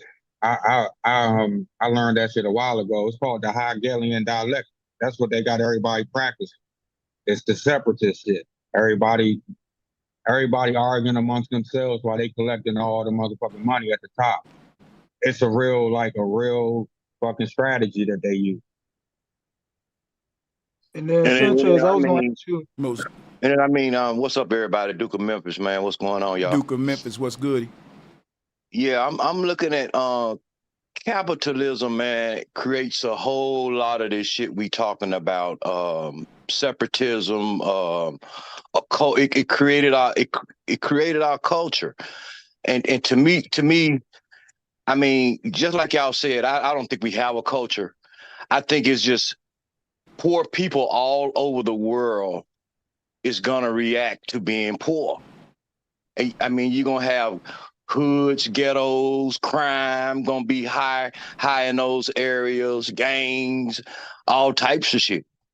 You know, I think a negative thing for black people or so-called, you know, African Americans or whatever we call ourselves is that we don't know who the fuck we are while we going through this poor shit. You know what I'm saying? Can I ask a question? Yes, sir. I was going to ask the panel a question. Yeah, I think, hold on real quick. If you, I don't think we should focus on who we are. I should be, I got you, bro. I wanted to answer him first. I think we should focus on what are we doing versus who we are. The who we are can come later, but then let's focus on what are we doing together. Go ahead, Zoom user. Sanchez, can I to piggyback off that, I believe the who we are should comes first, because to know who you are, you know where you gotta go. And that's why I'm hearing everybody saying they don't know who So the you fuck telling they me are. Hold on, I was not done, bro. Can I finish? I know it. I'm confused by something you said. So I want to ask you a question about it. You telling me if I don't know my name, I can't walk to the store down the street? If you don't know your name, who do you know that gave birth to you on your birth certificate? I'm saying, will that hinder me from making it to where I want to go? If you don't know your name, no, it's not going to hinder you, but it might hinder you from communicating and being able to present yourself.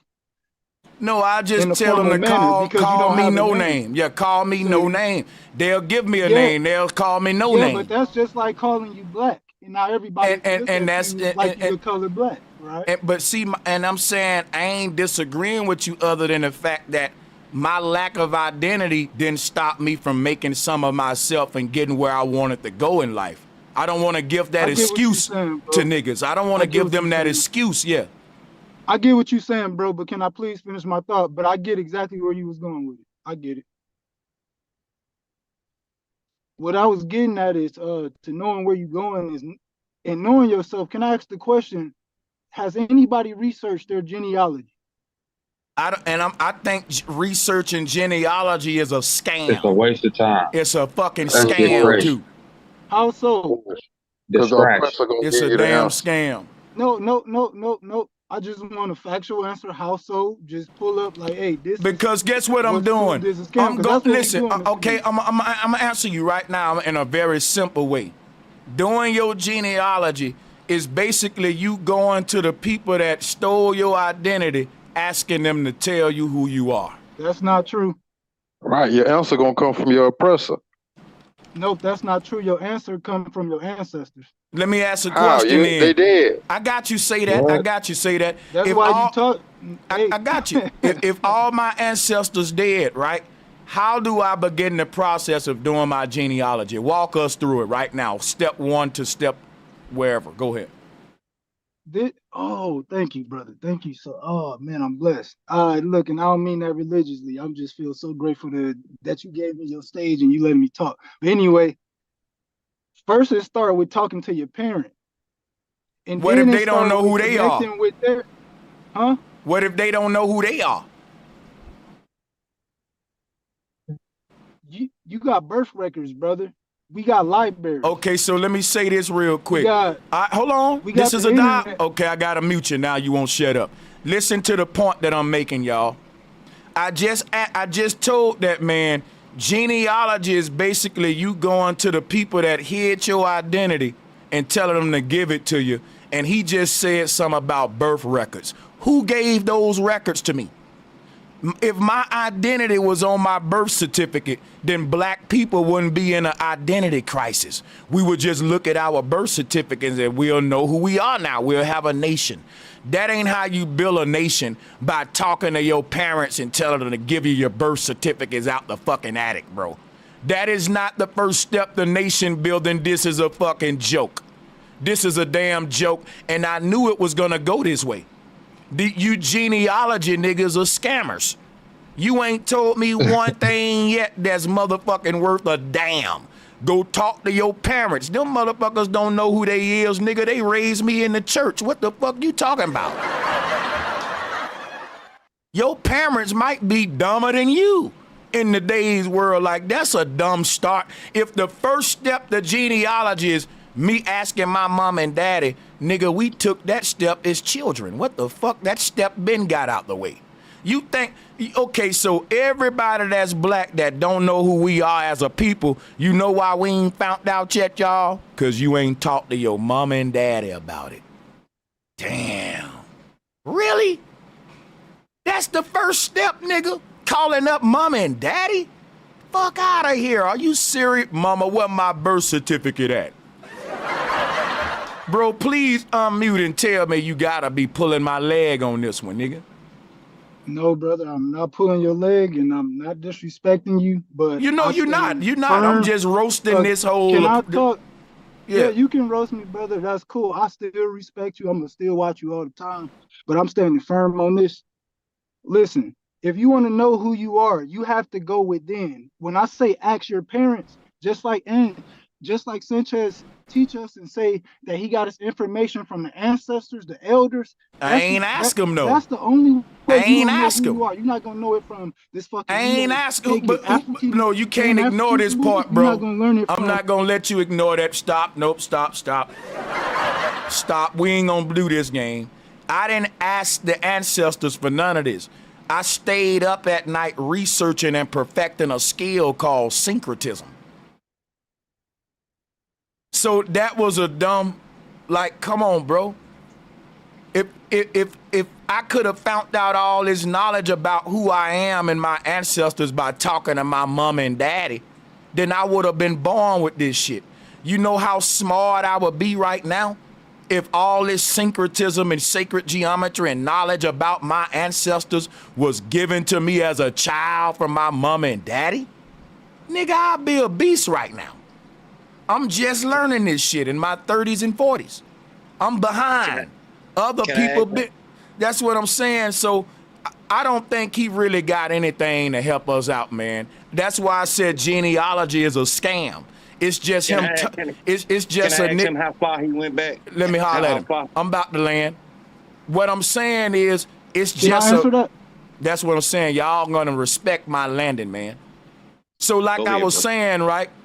This man is basically convincing you that you need to sit down and talk to your family. And I'm saying, nigga, if my family knew the truth, I wouldn't be in this situation. That's dumb as hell. I'm done, man. It's fucking crazy. I always ask them what after you find out.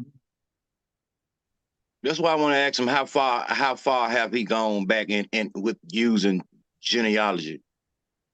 I went back to my great grandfather, and then I went on my grandfather's side, and then I went back to my great grandfather and great grandmother on my grandmother's side. And within doing that, I found out that I was more connected to more last names than I even knew.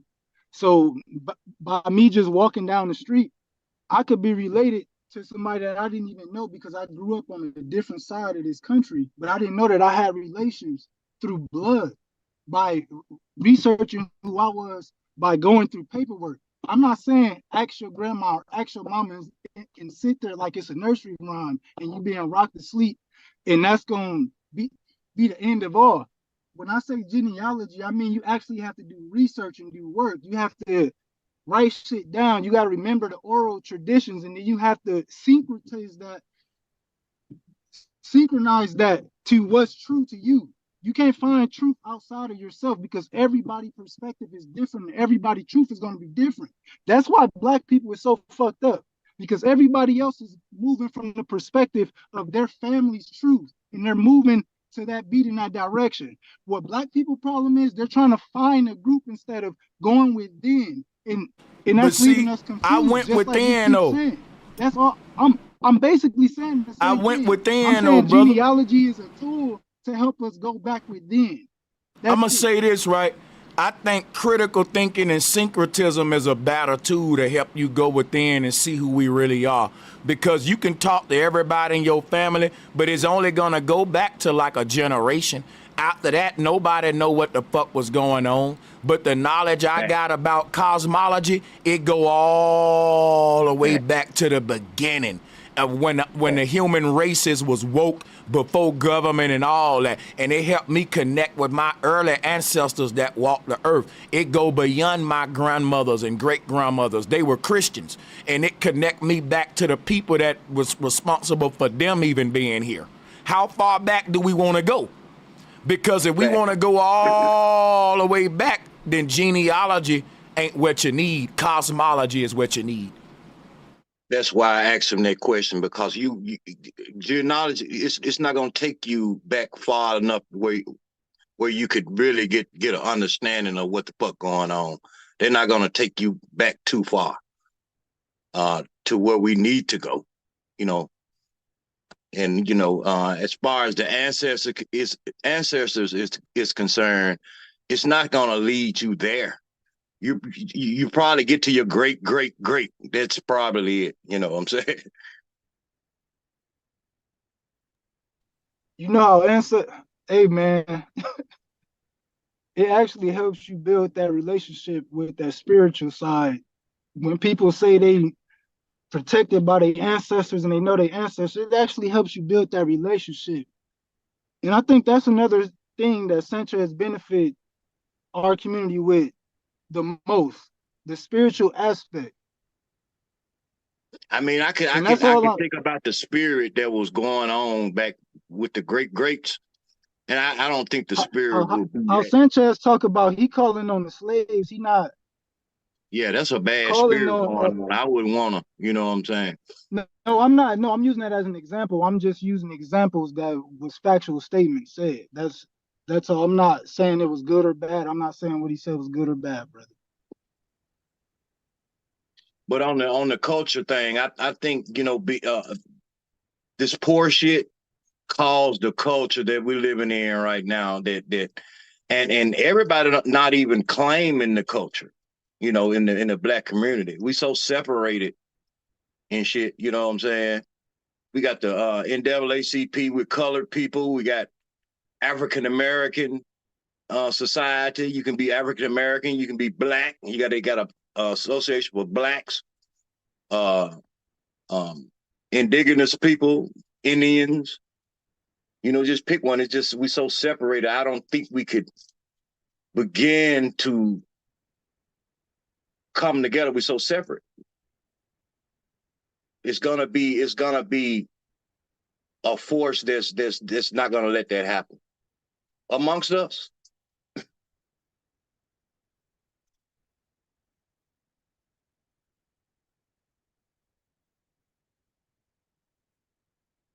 So yeah, man, that's what I want to do. I want to drop the link. Hey, drop a one if y'all enjoying the show. Drop the bombs and the fireballs. Let's give a shout out to Goonho, All Urban Hip Hop, Thug Rob, Elohim, and Leonard Robinson for today's super chats. Appreciate it. We got people on a call that haven't spoke. Let's keep it open for them at this time. Y'all go right ahead.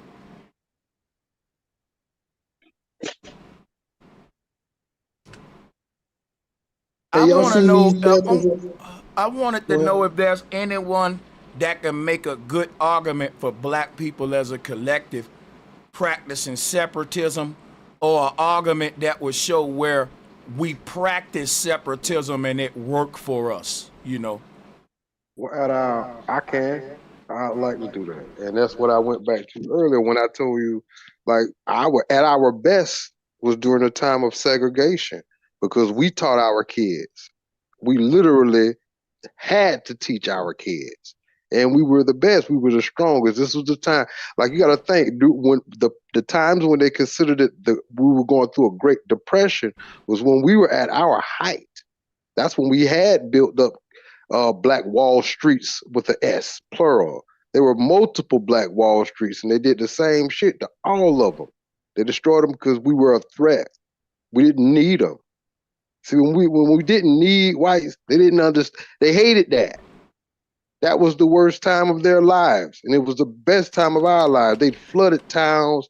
They killed people holistically, like with utter disregard of what history would tell in the future. Right now, we're still dealing with it because we've yet to get back to the segregation shit. Segregation was our thriving point. And without that, as long as we're sitting here trying to be a collective, and cool, yeah, it is white people out here that actually give a fuck about the plight of black people. I can't sit here and say I don't think that. But what I do know is they were all taught to hate us. Whether they separated or got away from that shit or not, that's what they were indoctrinated with. So the ones that do give a fuck about us, they went out of their way to develop that mindset. Our people were better when we were doing for each other. And I don't understand why you can't work with other groups and still do for each other. Because because the system is created for us to be apart. Like it only I'm saying, benefits. listen, this is what I'm saying. I'm saying black people was all working together.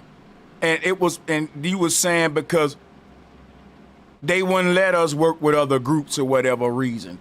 Then when they start letting us work with other groups, we stopped working with each other. That sounds like the only reason we was working together because they forced us to.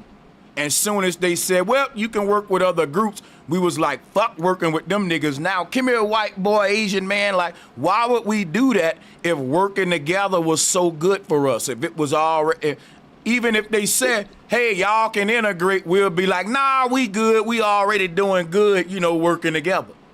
Because what happened was it was simple infiltration. You had a lot of pretenders. You had actors. The fuck, man? Come yeah, on, they man. infiltrated everything. It's we an had, excuse man. for everything, bro. God they damn, infiltrated man. it. But look, everything bro. We had, listen, I'm gonna they tell you why. infiltrated. I'm gonna tell you why this sound like bullshit. Because they could have infiltrated it before integration.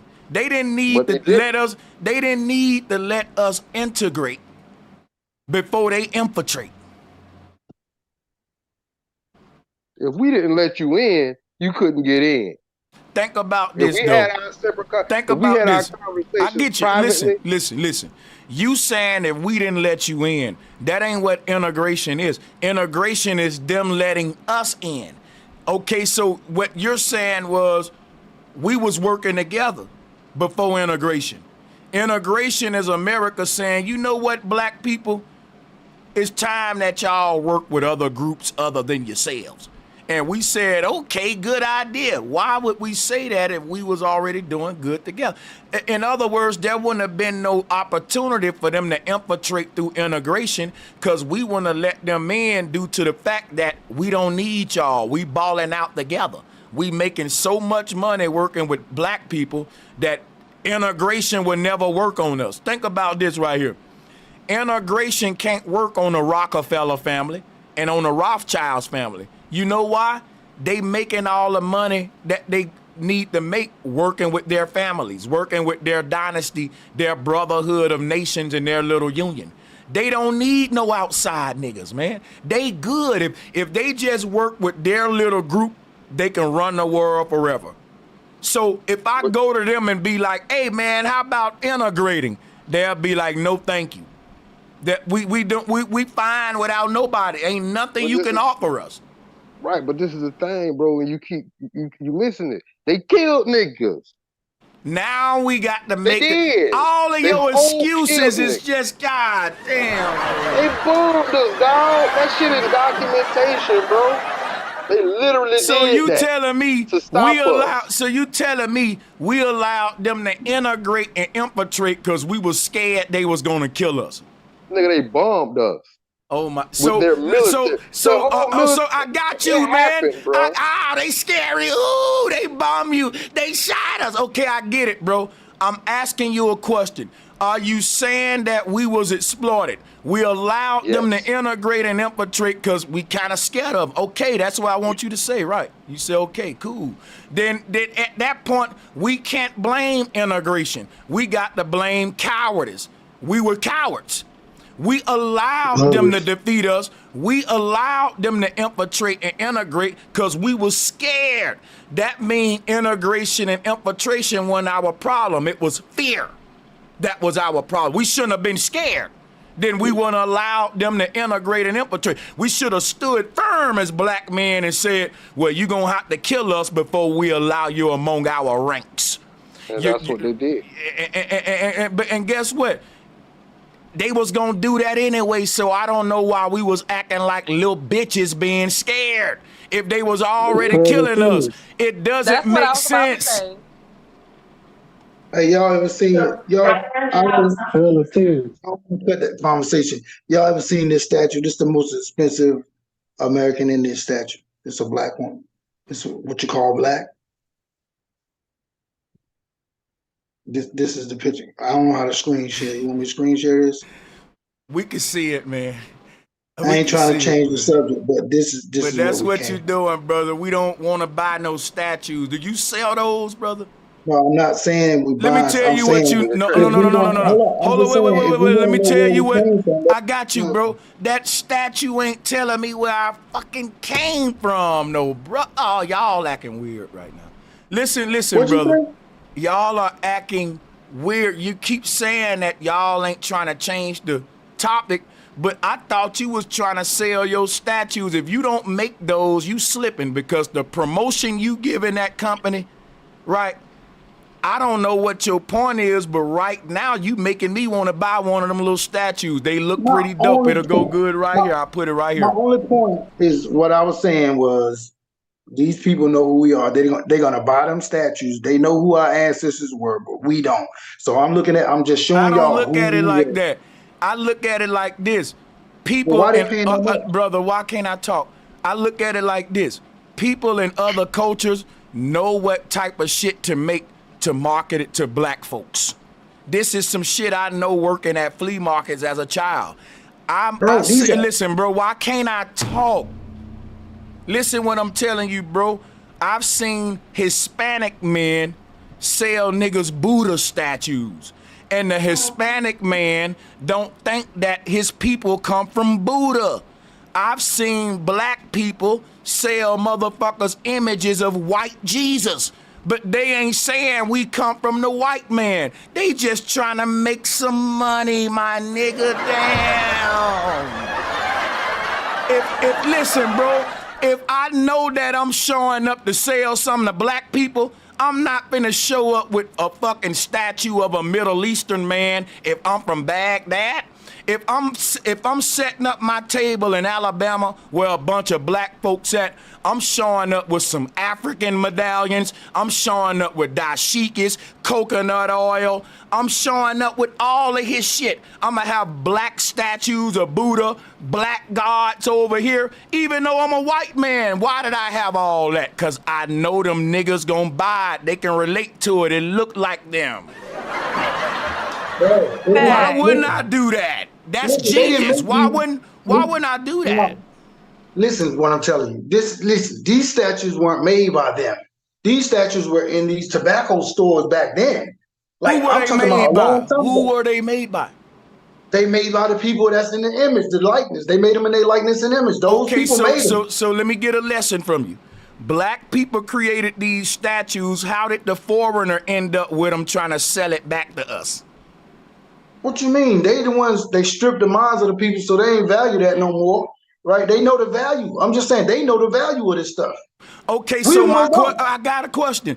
If they know the value of it, why they selling it back to us? Why wouldn't they keep it for themselves if it's so valuable?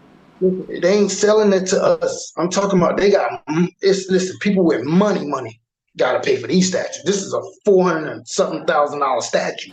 Okay, so you do know that there are millionaires buying dinosaur bones and moon rocks too, but none of that shit is real, right? I'm telling y'all, I know my fourth great grandmother, and she was American. Why won't you answer my brother? Hold up, stop a minute, man. Stop. Do me a favor, bro.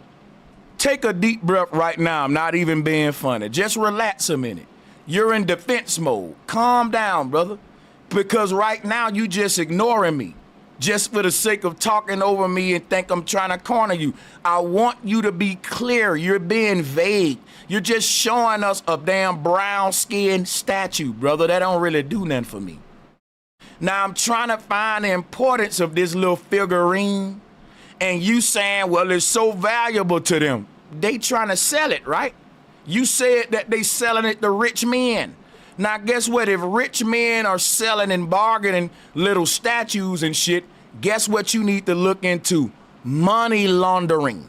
Because rich men buy a lot of artifacts and relics all the time that don't mean nothing. Just to launder money and swap money among each other and do it legally where it don't look fucking funny. A rich man may spend $10 million on a painting with one red dot on it, and you be like, why he like that? That don't even look good, nigga. It's deeper than that. This is a whole nother... nigga, there are cartels that own museums. Listen, listen. I know your point. My point is you won't even acknowledge my point when I know yours. But when I lay mine out, you just clear your throat and ignore me every time, and you don't think it's disrespectful though. It's like I'm talking for nothing. You won't even deal with what I'm saying. Does anybody else see that? I know your point, and I'm trying to address it, but you won't respond to what I'm saying. You didn't know my point about how they do this all the time with money laundering. You never considered that. Bro, I listen, you know me for a while. I never said they don't do that stuff. I know, but you never considered it to your point. Your point was these people know so much about us and value the shit so much that they swapping these little wooden figurines for big money. And I'm saying I disagree with that. That sound like a bunch of rich niggas money laundering. No, this was my point. My point was that these are the people from this land, right? The people in my family names. Pocahontas, Osceola, Pontada, right? These people, their history was erased. So y'all sitting here thinking y'all black. I know who my people were, and I just showed you one of the statues, how they used to look. They had gold and everything, bro. They had land. My fourth great grandfather. I ain't disagreeing with none of that. What I was disagreeing with was that about these folks, how they feel about the sculpture. I'm not disagreeing with the fact we've been here and that those statues is a testament to the people on the land. Let's clap it up for that. Let's clap it up for that. I'm saying these rich people don't really think that much about us like we would think. They only look at us as something to exploit, and we need to quit thinking that they look at us so valuable or sacred or respect any of our architectural relics. That's all my point was. I think sometimes we think that we get so much of ourselves that we think these people in power think as highly as us as we think of ourselves when they just trying to. No, I know that ain't you. This ain't you. I'm just speaking in general. If you'll allow me to. If you won't get triggered, I'm just speaking in general now. I think sometime just because we know we're gods and we're great.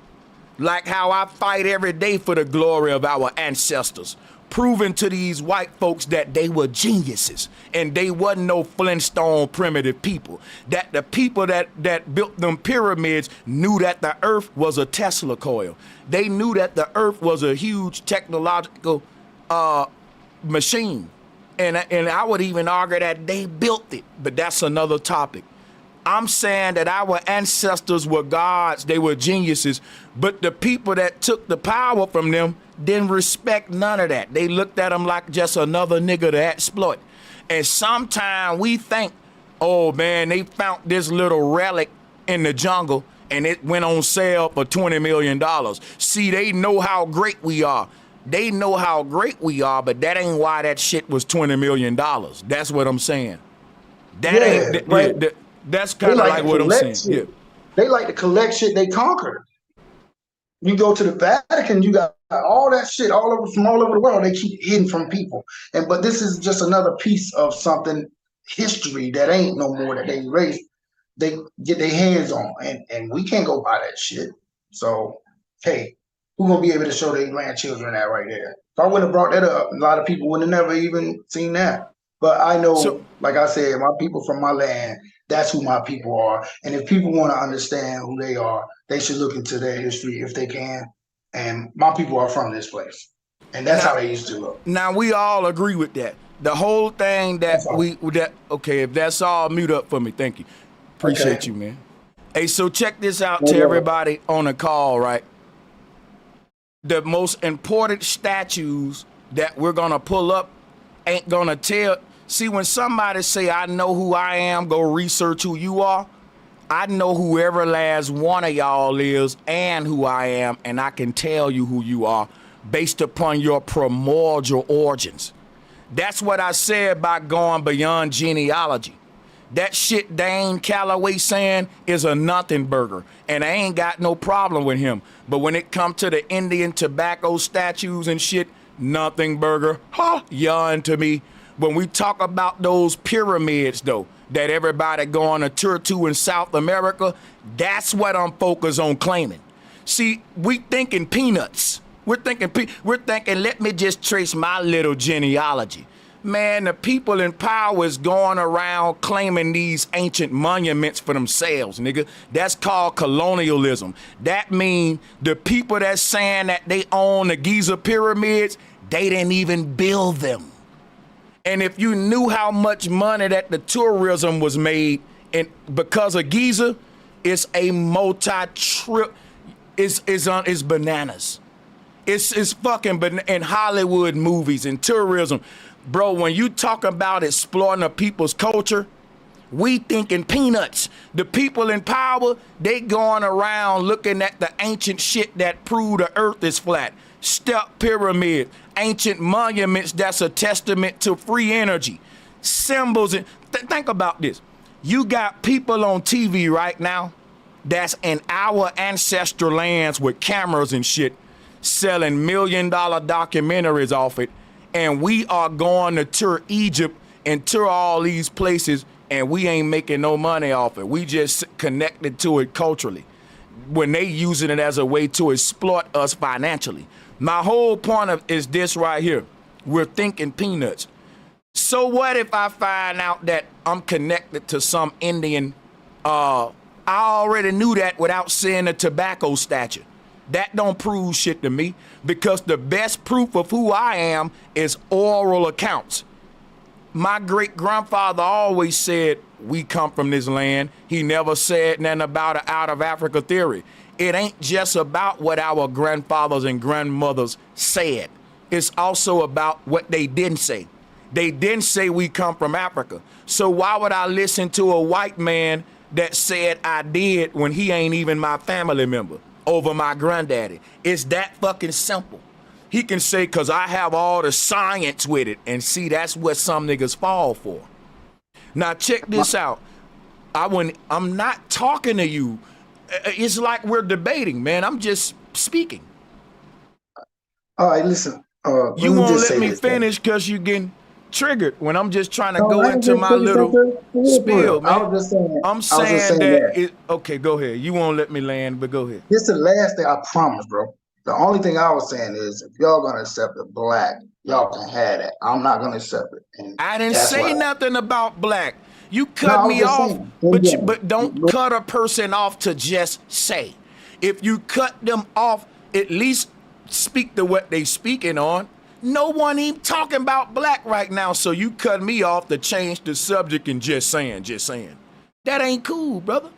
Let me get back on track and land my plane. What I was saying was this right here, man. Tobacco statues and all that is a nothing burger to a nigga like me. Genealogy is a joke to a nigga like me. My research go beyond the shit Dane Calloway leading people to. It's a nothing burger. And I don't care who get mad just because he got a bigger channel, man. This the truth. Because at the end of the day, you do your genealogy, no matter where it leads you to, it ain't gonna lead you to the first beginning. Only cosmology gonna do that. You can't trace your bloodline all the way fucking back to the beginning of time. So genealogy has its limitations. That's where cosmology come in at. It tell you where every single human on earth started off at. Not just where your family come from. That's why I said earlier, how far back do y'all want to trace this shit? Because if you just saying, where did my family come from? Where everybody else family come from, the North Pole. If you really want to trace back to where it all started at, not just your family, but where humans, period, started at, That's a cosmological conversation. And that's what they don't want us to have, because if we go all the way back to the beginning, it's shared that every single human was created by the same creator. And if they told us the truth on that, we won't be divided. We'll come together. They got everybody separated by gods that look like them. They tell us God made man in his image. But if you look around the world, it's just the opposite. Men created gods in their image. The white man God looked like him. The Chinese man God looked like him. The Middle Eastern man God looked like him. And everybody made God in their fucking cultural image. But that's why we all divided. The truth is, if we trace everything back to just our people, our family, and go all the way fucking back, it'll show that we're just one human family. But don't nobody like the same kumbaya. We don't like the same we are the world. We like the same sexy red. We like that divisive shit. You know, we don't like, hey, we was all created by one creator, y'all. Ain't no need to hate one another. Ain't no such thing as your family, my family. We one big human family. Yeah. No one like that shit, nigga. That ain't tough enough. That ain't, you know, street enough. That's too soft, goddammit. Now hell. That's that Garden of Eden energy, that utopia energy, that make love not war energy. You know we ain't fucking with that, nigga. We from the hood, goddammit now.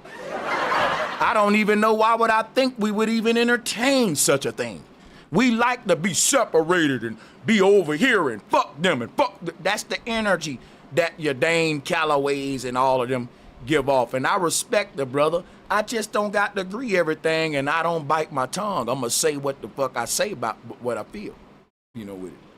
So that's just where it's at. And you can say what you want, real truth, but I just wanted you to know that wasn't directly directed at you. I was just speaking in general to the bill. I didn't want you to think I'm trying to, you know, go tit for tat for you. So No, I'm building with you. I'm building with you. I'm following you good. See, I'm still here, bro. So you taught us a lot of shit, bro. But when I know I got something in stone to let the people know, you know what I'm saying?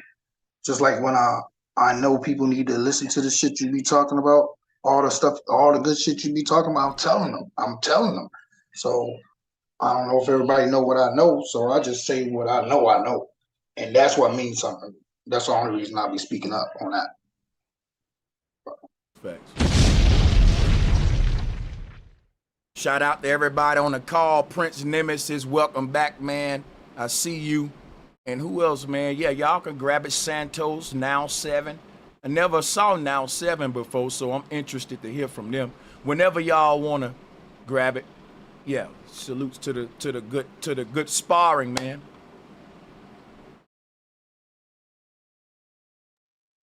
I think everybody sleep. Hey, when I don't understand, do you think now listen, guys, I'm gonna drop the link one more time. I'm gonna drop the link one more time. See if anybody wanna join us and shit, man. Let's get it. Oh, okay, so shout out to my nigga John. Said, welcome back, Sanchez. Oh, I already read that one. But yeah, shout out to John again. Hell yeah. He know what it is.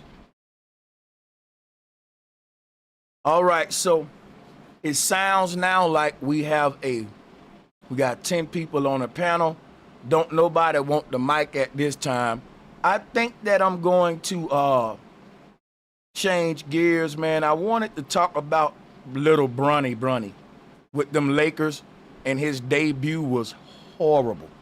And Gilbert Arenas is over there. I'm going to tell you, Gilbert Arenas is proving he don't stand on that as a man. But this subject right now, I'm not going to bring it up today. This is a future subject. They trying to make Bronny's decision of fatherhood. They trying to bring up like black fatherhood and say, quit hating on the man. This thing is showing good fatherhood. It's actually just the opposite. A good father would make his son earn some shit. It's one thing to practice nepotism and get your boy in the league, but to have him on the bench like Kwame Brown went in on that nigga. And Kwame Brown, right. Gilbert Arenas and all these niggas are proving that they will say whatever for the bag. So at this time, if your eyes is open, you can tell the real from the fake. I've been knew Gilbert was a goofy, sort of talking head like type nigga. Ain't a real one, don't stand on nothing. Shout out to Mike P, flat motherfucking power, my nigga.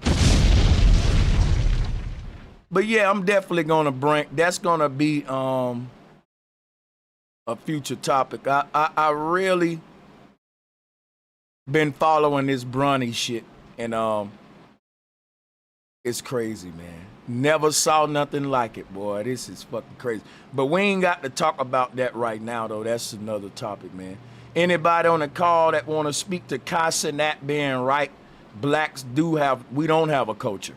And Lord Jamar happened to backtrack and apologize and shit. Like, bro, stop. Tariq Nasheed and Lord Jamar is a big distraction. With this hip-hop shit, it's a nothing burger. We give a fuck about who owned it, not who created it. So that's where I'm on right now. If don't nobody want to speak to any of that, we can start closing it on out. Those are the topics on the table for today. So that's exactly what, you know what? And I think I'm gonna be live later making beats on my other channel again. Hey, bro. I'm really trying to grow that channel. Yeah. Yo, bro, you can hear me? Yeah, we can hear you. Go ahead. Yeah, I was gonna say, do you think it's a nothing burger? Do you think it would be something if we were gaining off of the industry monetarily, like how Caucasian people basically run the baseball industry, but we had the Negro League, and we never capitalized off nothing like the Negro League. I mean, they didn't run it like how they did hip hop with us, but if we was capitalizing off of it, off the historical evidence of it, do you think it will hold some type of tangible value to our people or no? If we were capitalizing off of, hell yeah, because we're in a capitalist system, and the only way that you can gain capital is through capitalizing off of something. And the most expensive thing we can exploit from ourselves or capitalize off of that we offer for free is dancing, rapping, and comedy. Think about it, right? What makes it so valuable? Like damn, I just want to finish. What I'm telling you is what make this shit so valuable is we can produce it with no cost. A nigga can tell a joke and it didn't cost him no money to tell it, but that joke can be worth millions. This is pulling money out the air. I didn't have to plant a seed, grow a tree. I didn't have to buy this and make that. A nigga just kicked the rhyme and it was worth millions. Just open his mouth. That is just all profit. Like, think about that.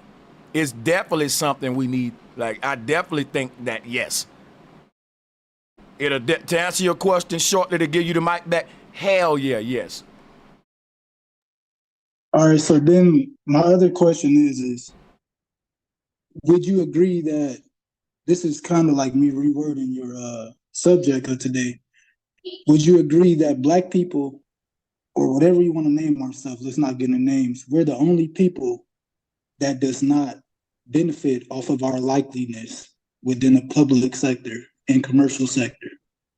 Because we don't care about benefiting off of it or getting any tangibles from it. We care about the world knowing that we did it. It was me that did it. We don't care who get the money, who eat off of it. As long as we get our clout and our notoriety, we good with that. That's why, if you ask me.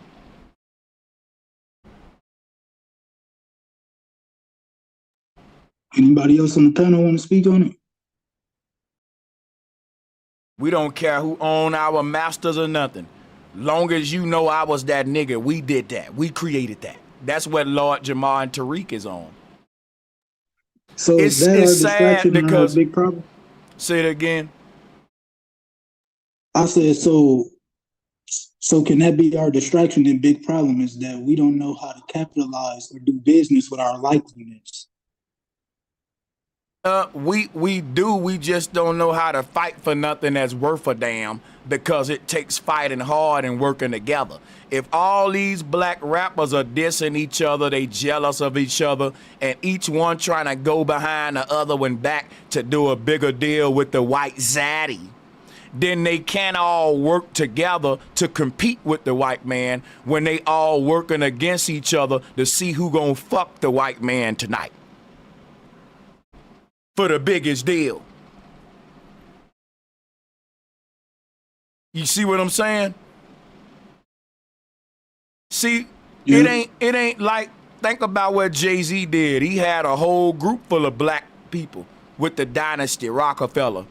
And he fucking stopped working with all them to go sit at the table with Warren Buffett and all them. This is how they get us to not work together. Because they say, listen, we'll work with one of y'all, but not all of y'all.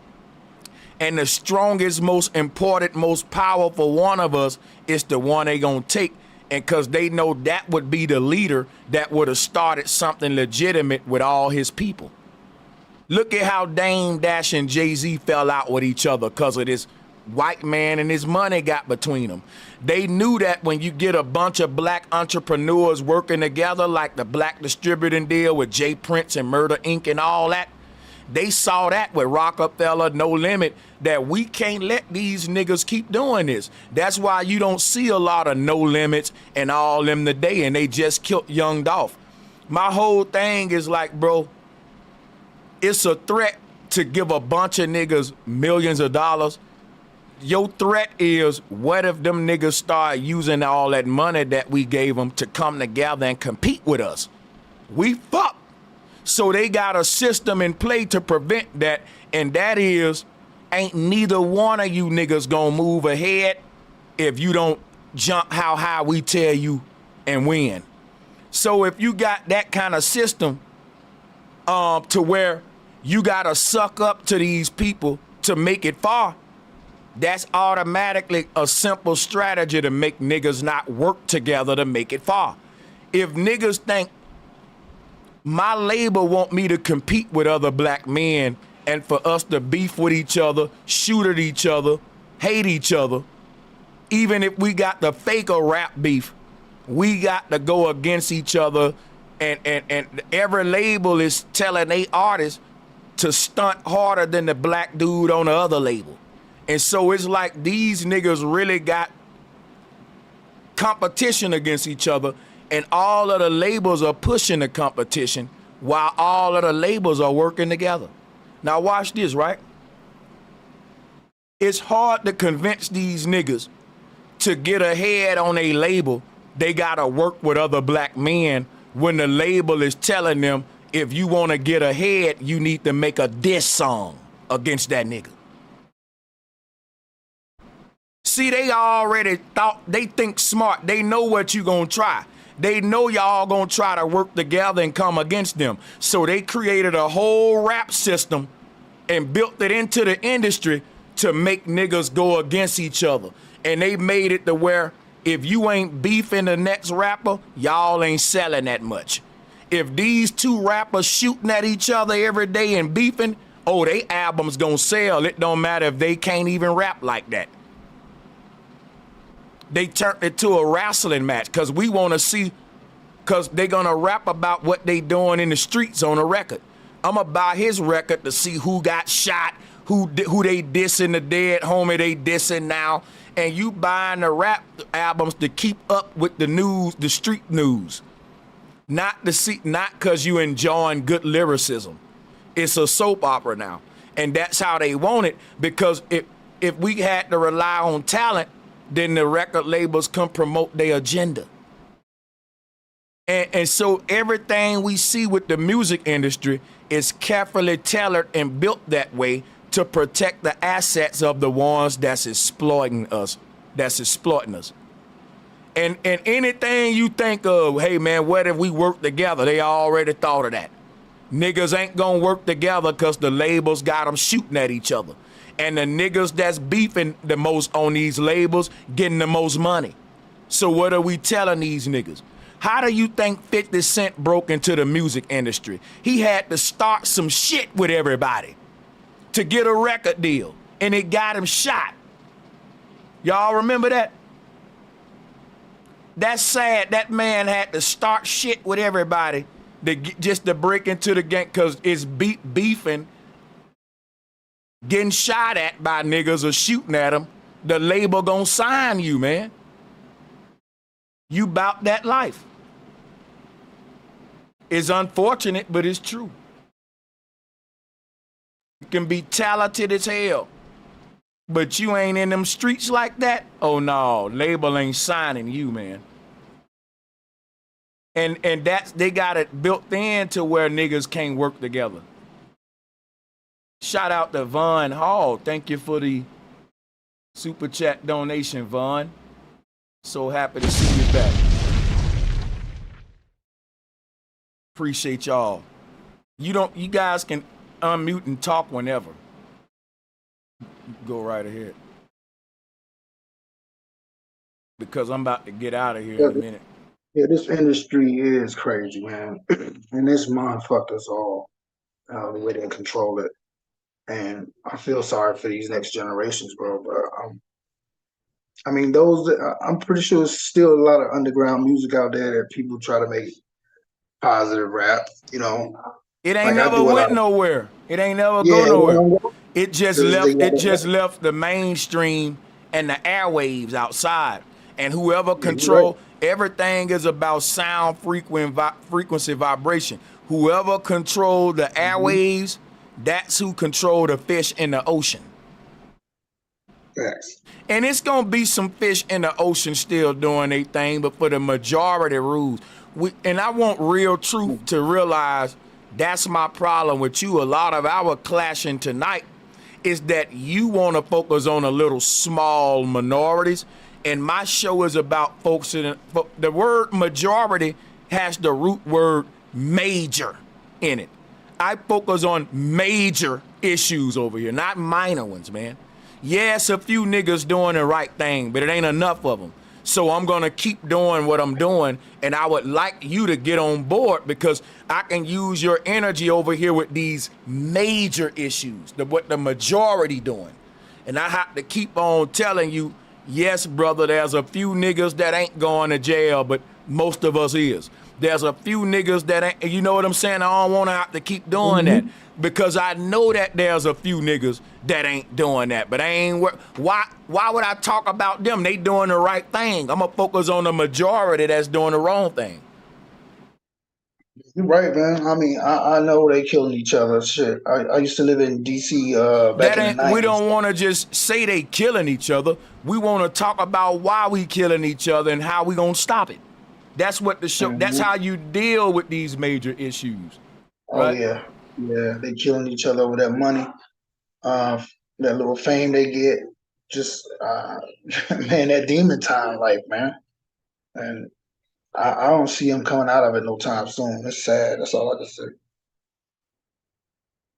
That's all I can say. When they get delivered from it is dictated by when the parents come together. We too busy debating bullshit while the children are being led by the beast.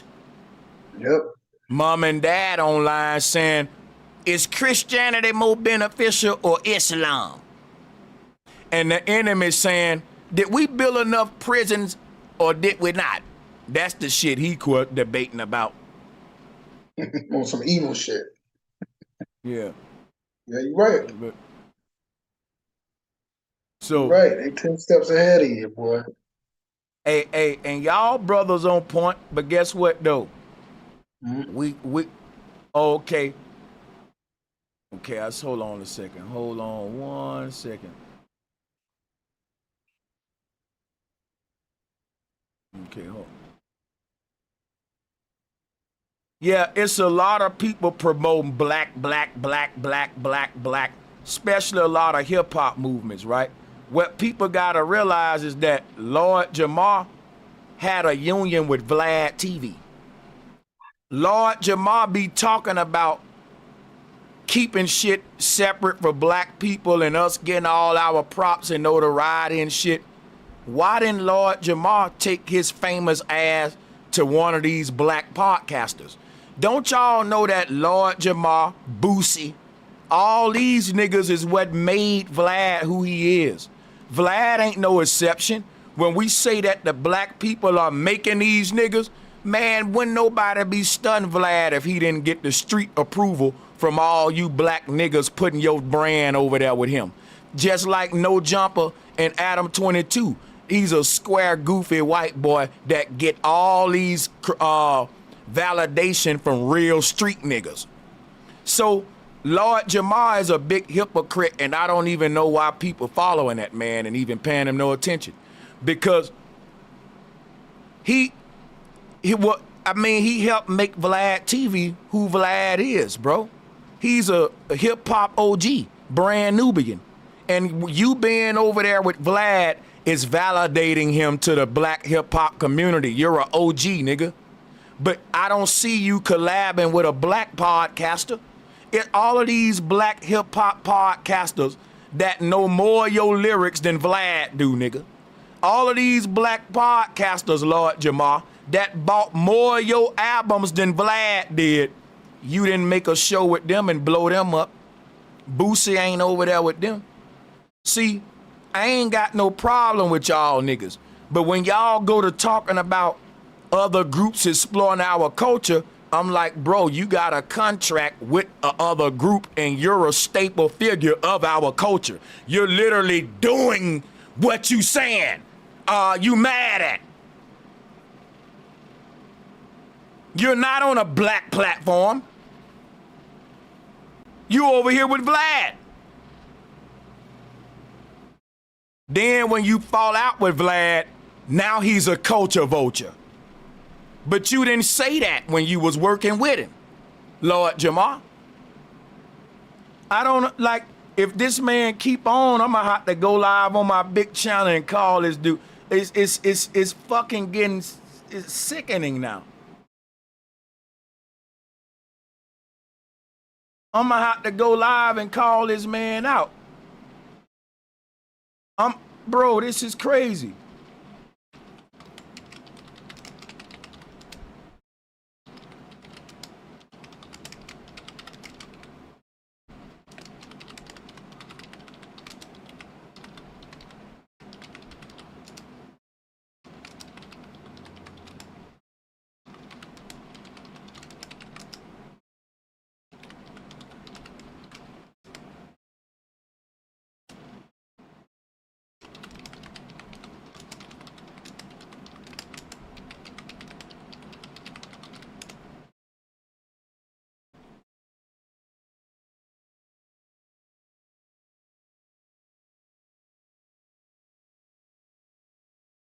So yeah, that's where I stand. I think I'm gonna have to go live on my main channel and call that out because it's just getting sickening, bro. You didn't call Vlad a culture vulture till you fell out with him. But I'm going to go ahead and shut down in case because I'm gonna prepare for hold on, something else. Hold on a second. Y'all can talk to the people real quick while I prepare this stream. We got a few minutes here before I shut down. Yeah, man, y'all join me later. I'm trying to grow my other channel, Beats by Sanchez. So I'm gonna redirect y'all over there. I'm gonna be over there later tonight. Yeah, I'll be watching that shit. Sanchez, I done freestyle to a couple of your beats and recorded that shit. Hey man, that's love. Promoting it, man. You know, but man, you got some very good beats, bro. Thanks, good, easy. I get it, I get in my mood. And you know, like I said, I freestyle, so ain't nothing written. So I just try to make sense out of what I'm talking about. The shit sound good though. Hey, that's love though. I appreciate you. Shout out to OG shout out to the OG, One World, One Hood, flat motherfucking electrical power. For sure. Shout out to the OG as always. And yeah, with that being said, y'all, I'm gonna go on, run and get out of here, but I'll be live later doing beats and shit. Be on the lookout for my next live tomorrow, Thursday. Y'all know it's on. Peace and love to the panel. We up out this bitch, man. Salutes. Salutes to y'all. Thank y'all once again, everybody, for the super chats. And thank you for everybody that hit the Cash App as well. I really appreciate y'all. Let's drop a bomb on the way out.